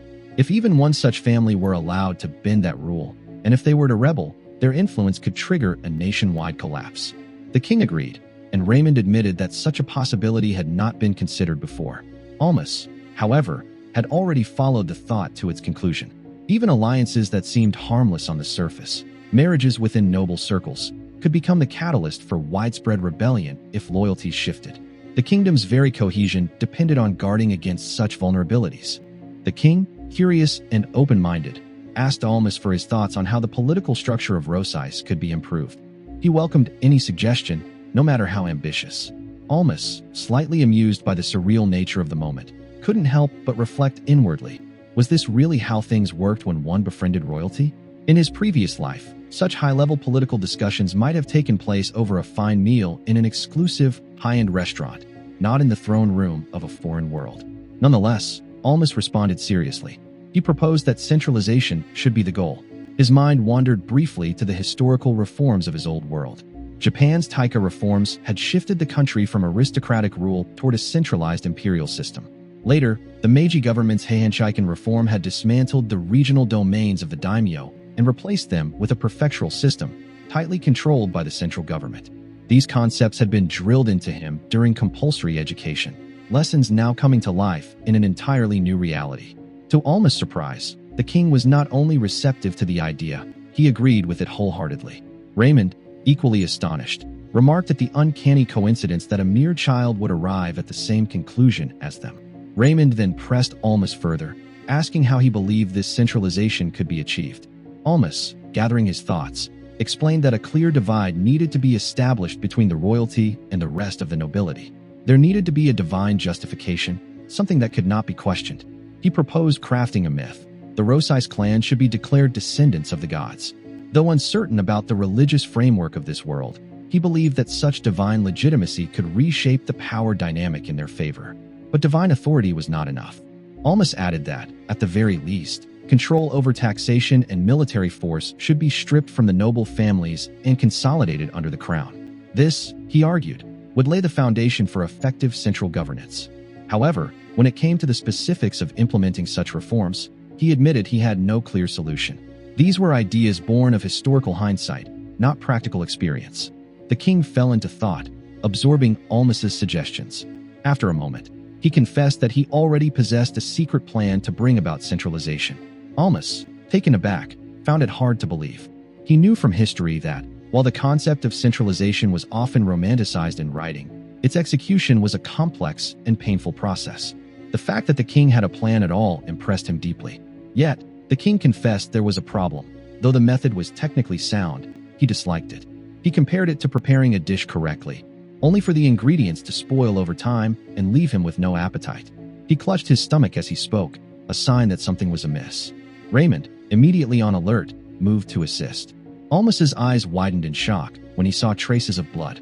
The king tried to downplay it, wiping his mouth with a napkin handed to him by Raymond. He calmed himself and offered a strained apology for showing such vulnerability in front of Almas.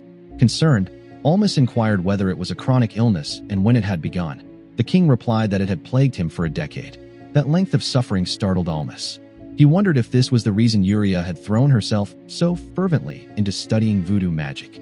The king acknowledged the effort, but doubted that even voodoo could heal what afflicted him. When Almas asked how much time remained, the king refused to say, as if even knowing the answer was a burden he didn't want to carry. The tone of the room shifted as the king turned serious once more. He assigned Almas a final task, to create a plan for centralization. With Almas's intellect, the king believed he could at least begin to shape something useful. Whether it would be implemented or not was uncertain, but the king hoped the work would be completed before his time ran out. Understanding the gravity of the request, Almas gave a solemn promise. He would give it his all. Soyan eagerly announced Almas's return, her voice filled with excitement. She added that he hadn't come back empty-handed. He had brought something remarkable, Curious, Rosewood asked if it had something to do with his recent visit to the kingdom of Rosais. Without answering, Soyen grabbed the others and urged them to follow her. Ron, slightly annoyed but intrigued, complied as they made their way toward the edge of the village. In the distance, Soyen pointed toward a pair of figures. Ron squinted, then exclaimed with awe, they were horses. The children raced forward, eager to greet their returning leader. Almas, calm and collected, met them with a quiet nod of acknowledgement. Ron was beside himself with wonder. It was his first time seeing horses up close, let alone touching one. He ran his hands along the animal's muscular frame, visibly amazed by its strength and stature. Then something unexpected caught Rosewood's attention. A girl was seated behind Almas on one of the horses. Her expression was distant, her gaze avoiding theirs. Startled and curious, Rosewood asked who she was. Almas explained that the girl's name was Rhea, a slave gifted to him by the king of Rosais.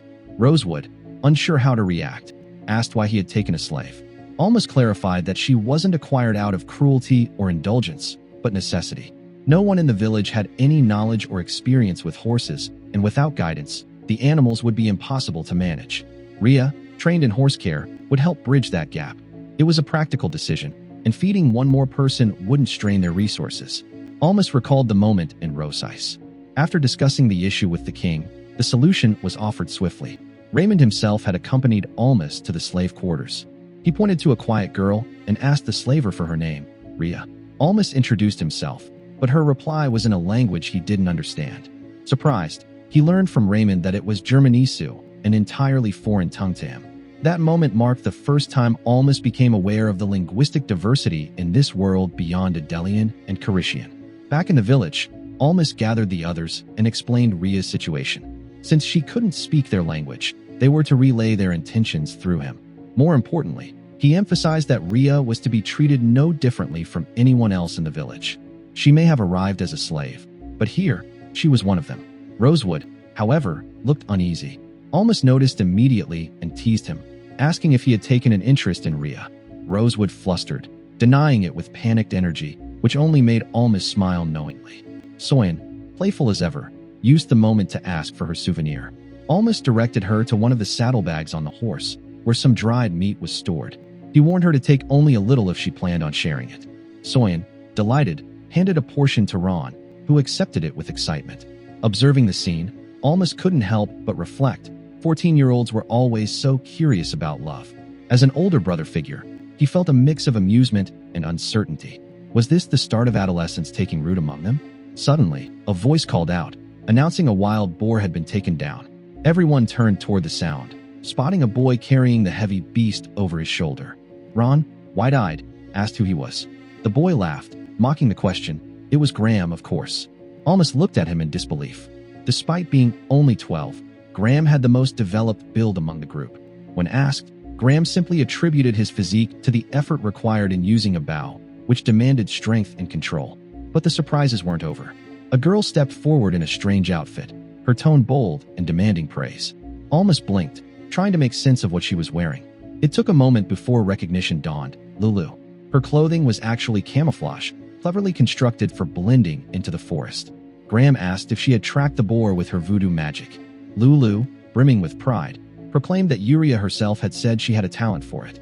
Amidst the returning leader, foreign languages, hunting trophies, and the signs of maturing youth, the village of Almas was alive with change.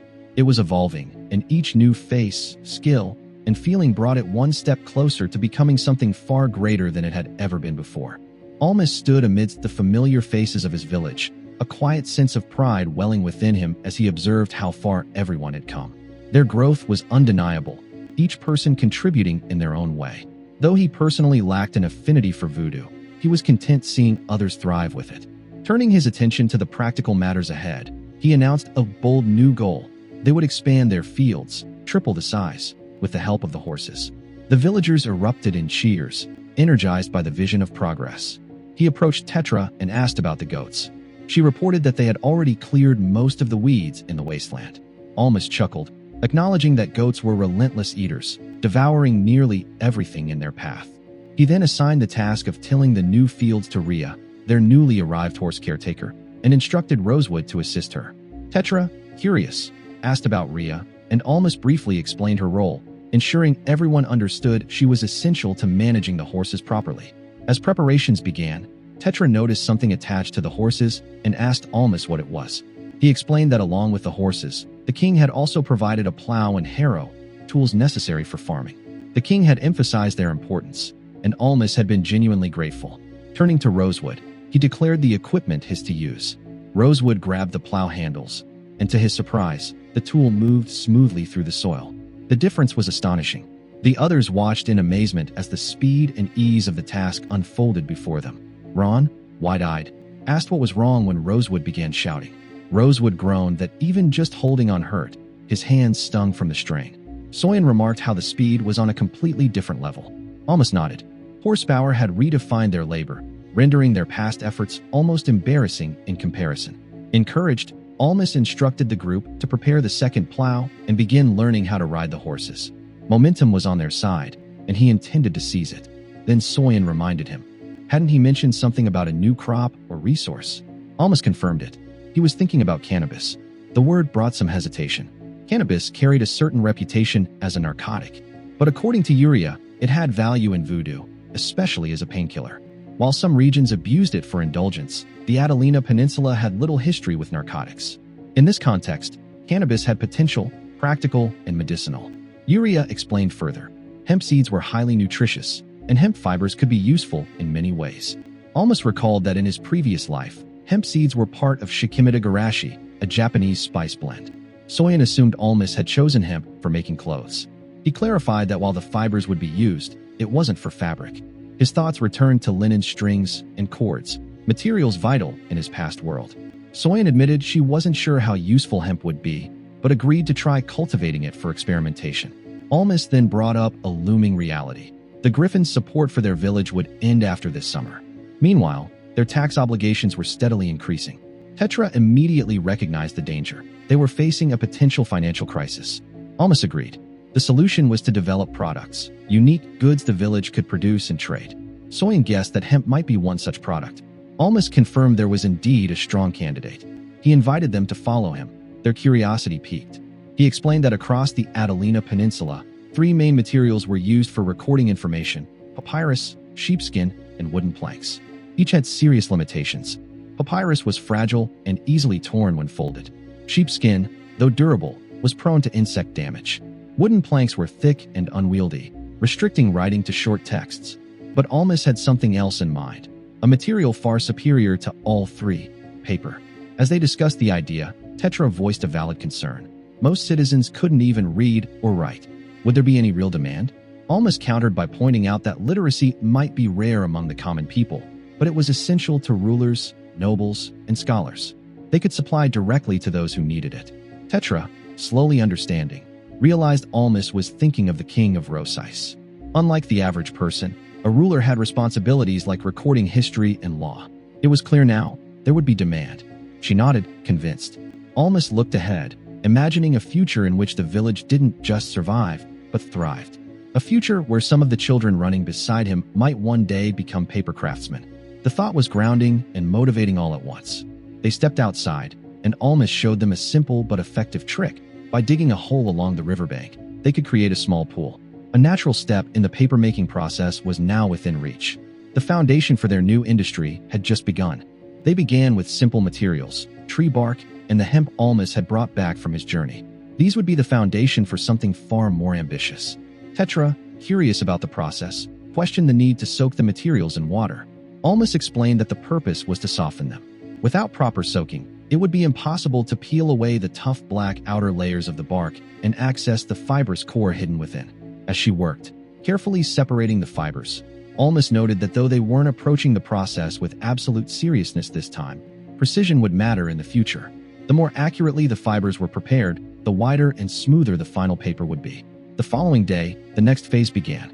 Crushed ash was added to the soaking water, transforming it into a milky, white liquid, lye. Tetra asked what lye was, prompting Almas to explain that while what they really needed was an alkaline solution, lye was close enough. Alkaline substances were effective in breaking down organic tissue, making them perfect for the task at hand. They combined the bark, hemp, straw, and lye in a large pot and brought it to a boil. As steam rose and the mix bubbled, Soyen remarked that it resembled a hearty stew. The rich, earthy scent wafted into the air. Ron wandered over, his nose twitching, and asked if he could have a taste. Amused, Almas warned him that if he tried, he'd be dealing with a stomachache for the rest of the day. When the boiling was done, the mixture was allowed to cool. Then it was rinsed thoroughly and returned to the water pit to soak overnight. Ron, growing impatient, asked how much longer the process would take. Almas told him it was almost finished. Later that evening, after the day's fieldwork was complete, Almas called everyone together. It was time for the next step. While the material was still damp, it had to be pounded. Ron enthusiastically offered to take charge of the task. As he worked the mortar, Almas moved on to preparing starch glue from wheat flour, something he recalled doing effortlessly in his previous life. He boiled the flour to extract the starch, then mixed it with the pulp. This thickened mixture was the true beginning of paper. Someone asked if what they'd made was really paper. Almas clarified, it was the base. What remained was shaping and drying it properly. Tetra lifted a wooden frame curiously and asked if it was used to remove water. Almas confirmed, calling it a paper tray. Once the pulp was poured into it, all that was left was mass production. He demonstrated how to evenly spread the mixture over the tray, gently shaking it until the surface was smooth. Tetra marveled at how delicate and beautiful it looked. Almas instructed them to repeat the process: pour, smooth, and finally, lift the top frame and leave the sheets to dry. Tetra asked if the process was going well. Almas examined the first few sheets. While not perfect, they were surprisingly good for a first attempt. The paper was thinner than he'd expected, and specks of dust clung to its surface, but it had potential. He held one sheet up for everyone to see. The reaction was immediate and filled with awe. They ran their fingers over it, marveling at the texture. Lighter than sheepskin, smoother than wooden planks, softer than papyrus, it was a revelation. Tetra, giddy with excitement, exclaimed that they could mass-produce it, that it could be sold. It was a product unlike anything currently available in their world. Almas smiled but kept a quiet thought to himself. Credit should go to the brilliant mind in ancient China who first invented paper. But here, in this world, this was the first of its kind. He had recreated something that could change history. Fueled by excitement, he made the decision. This paper would be their village's first true product. They would bring it to the king of Rosais. The age of parchment, bark, and planks was fading. A new medium had arrived, and with it, Almas's place in this world's history was just beginning. Almas stood before the king of Rosais, offering him the fruit of his village's latest labor, a smooth, pale sheet of paper. The king stepped forward, curiosity flickering in his eyes, and ran his fingers across the surface. Then, taking a quill, he tested it. The ink flowed cleanly, and the sheet held firm. He was impressed. This was no fragile papyrus or unwieldy wood plank. It was a remarkable new medium. Pleased, the king acknowledged the craftsmanship and asked where it had come from. Almas explained that his village had made it, and he wished to present some as a gift. The king, clearly intrigued, offered to buy the entire batch. Almas's eyes lit up with quiet triumph. But the conversation didn't end there. The king, with a glint of calculation, inquired about the method of production. Would Almas share it? Almas, cautious but polite, said he wouldn't mind, provided the village's profits were guaranteed. The king laughed, admitting it was a jest. He had no intention of seizing the process outright. Instead, he issued a royal command. Almas was to continue refining the paper over the next 3 years. Once the quality reached a standard suitable for large-scale use, the crown would buy it in bulk. The king explained that while he envisioned paper as a future national industry, it wasn't ready yet. Until then, Almas would retain exclusive rights. The product was not to be sold elsewhere. Almas accepted. Inwardly, he admired the king's foresight. The monarch had already anticipated the risks, whether Almas might leak the knowledge or sell it to others, and had moved preemptively to prevent it.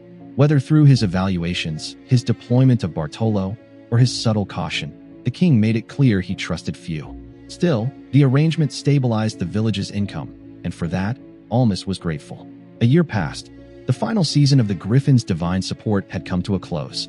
Walking through the forest where it all began, Almas breathed in the cool air, the trees whispering softly around him.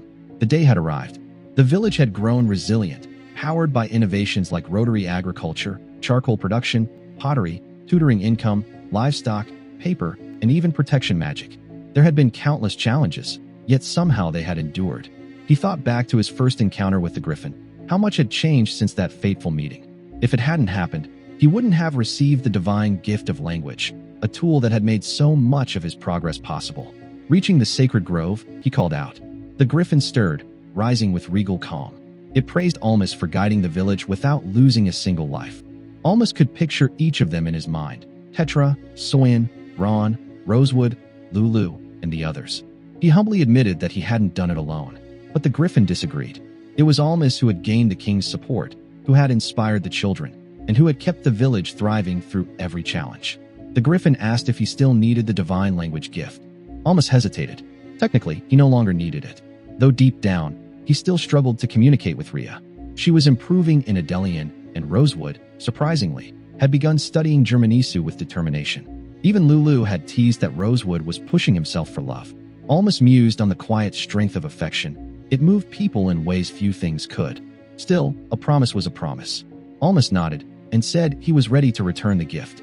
The Griffin approached and pressed its beak gently against Almas's forehead. A strange sensation washed over him, as if something was being drawn out of his very being. Then the Griffin offered a final message. Almas was to visit often, and if he felt even a hint of gratitude, he should bring offerings. Alcohol, specifically. Almas smiled and agreed. From a ridge above the village, Almas looked down. Tetra appeared beside him, quietly greeting his return and asking about the Griffin. Almas replied that the Griffin sent its regards and a request for fruit wine. Tetra nodded, her expression soft. With that, the mission entrusted to Almas by the Griffin had come to an end. One chapter closed, and another quietly opened beneath the sun-drenched hills of the village they had built together. Almas stood overlooking the village that had once been a desolate patch of land. Now, it thrived with life, its people industrious, its fields rich with the promise of harvest. He took in the hum of daily activity with quiet pride. The village had become self-sufficient, a place easier to live in than many others. They had come a long way. Everyone had worked tirelessly to reach this point. With a sense of finality, Almas instructed Tetra to gather everyone. He had an important announcement to make. As the villagers assembled, Almas shared what he had learned. Uriah had told him, and he had confirmed with his own eyes. This year's harvest across the kingdom of Rosais was plentiful. It was news that might have sounded unrelated, but he had a reason for bringing it up. He turned to Rosewood and asked if he had been born in Rosais. Rosewood confirmed it. Almas then told him, and everyone else who hailed from Rosais, that they could now return home. Their village had become strong enough to let go. The support from the Griffin had ended, and Almas believed it was time for those children to be reunited with their families. Deep inside, Almas knew that losing even one of them, especially someone as capable as Rosewood, would create gaps in their labor force. But that didn't matter. In his eyes, children belonged with their parents. Unlike him, who had never known his own, these children had families out there. And now that things had stabilized, they deserved to be with them again. But the reaction he expected never came. Instead, Rosewood snapped back at him, calling him a fool. Almas was taken aback, wondering if he'd suddenly lost the ability to communicate clearly without the Griffin's divine support. Rosewood, however, didn't hesitate to explain. Yes, they had families, but they were also the ones who had been abandoned. That pain didn't disappear just because there was food on the table now. Ron added that even if the harvest was good, returning didn't mean they'd be welcomed. Lulu voiced a darker fear. They might be rejected again. Soyan went further. What if they were sold as slaves this time? Rosewood concluded the matter firmly. None of them wanted to return. The realization hit Almas like a blow. He'd overlooked something so obvious in his optimism. To be cast aside by your own blood, only to return in hopes of acceptance. That was a cruelty he should have foreseen. But perhaps, deep down, the orphan in him had always romanticized the idea of parents. He had projected that yearning onto the others and, in doing so, made a grave miscalculation. Rosewood looked at him steadily and said what none of them had dared to. They all loved Almas. Almas stood frozen, his heart twisting. Ron stepped forward, pleading with Almas not to leave them, to continue leading them, as he always had. Graham chimed in, pointing out that even though they weren't related by blood, it didn't matter. Soyan added that this was precisely why they loved him. Ron raised his voice to the others, asking for a show of hands. Who wanted to return to their parents? Silence. Then he asked who wanted to follow Almas. The response was immediate and thunderous. Cheers and raised arms. Unwavering loyalty pouring from every face. Almas was overwhelmed. He tried again, asking if anyone truly wished to go back, but no one budged. They only shouted louder, throwing their voices behind him. His thoughts drifted to the past, to when these same children had cried themselves to sleep, calling out for the parents who had left them behind. And now here they were, looking up to him instead. Tetra stepped forward and spoke for them all. They loved him, and that was enough. Almas's eyes brimmed with tears. Soyeon teased him, asking if he was crying. Embarrassed, he turned away and rubbed his eyes, claiming otherwise. Then he faced them again and smiled through the emotion, declaring that he understood. He would remain their leader, and they were to keep following him. A unified cry of agreement rang out. But then something in their coordination struck him. It was too perfect, almost staged. Suspicious, he voiced his doubt. Soyeon couldn't suppress her laughter and admitted that he had seen through them. Confused, Almas looked around as Graham explained. Tetra had noticed that he'd seemed unsettled lately, and they'd come up with a plan to make him cry and lift his spirits. Ron was the one who had proposed it. Ron stammered in protest, trying to deflect, but Rosewood immediately caught the blame. The two boys fell into their usual banter, bickering and shifting responsibility with exaggerated theatrics. Watching them, Almas's heart swelled. He looked at the laughing faces around him, the family he had built from fragments of broken pasts. In that moment, he knew he was truly fortunate.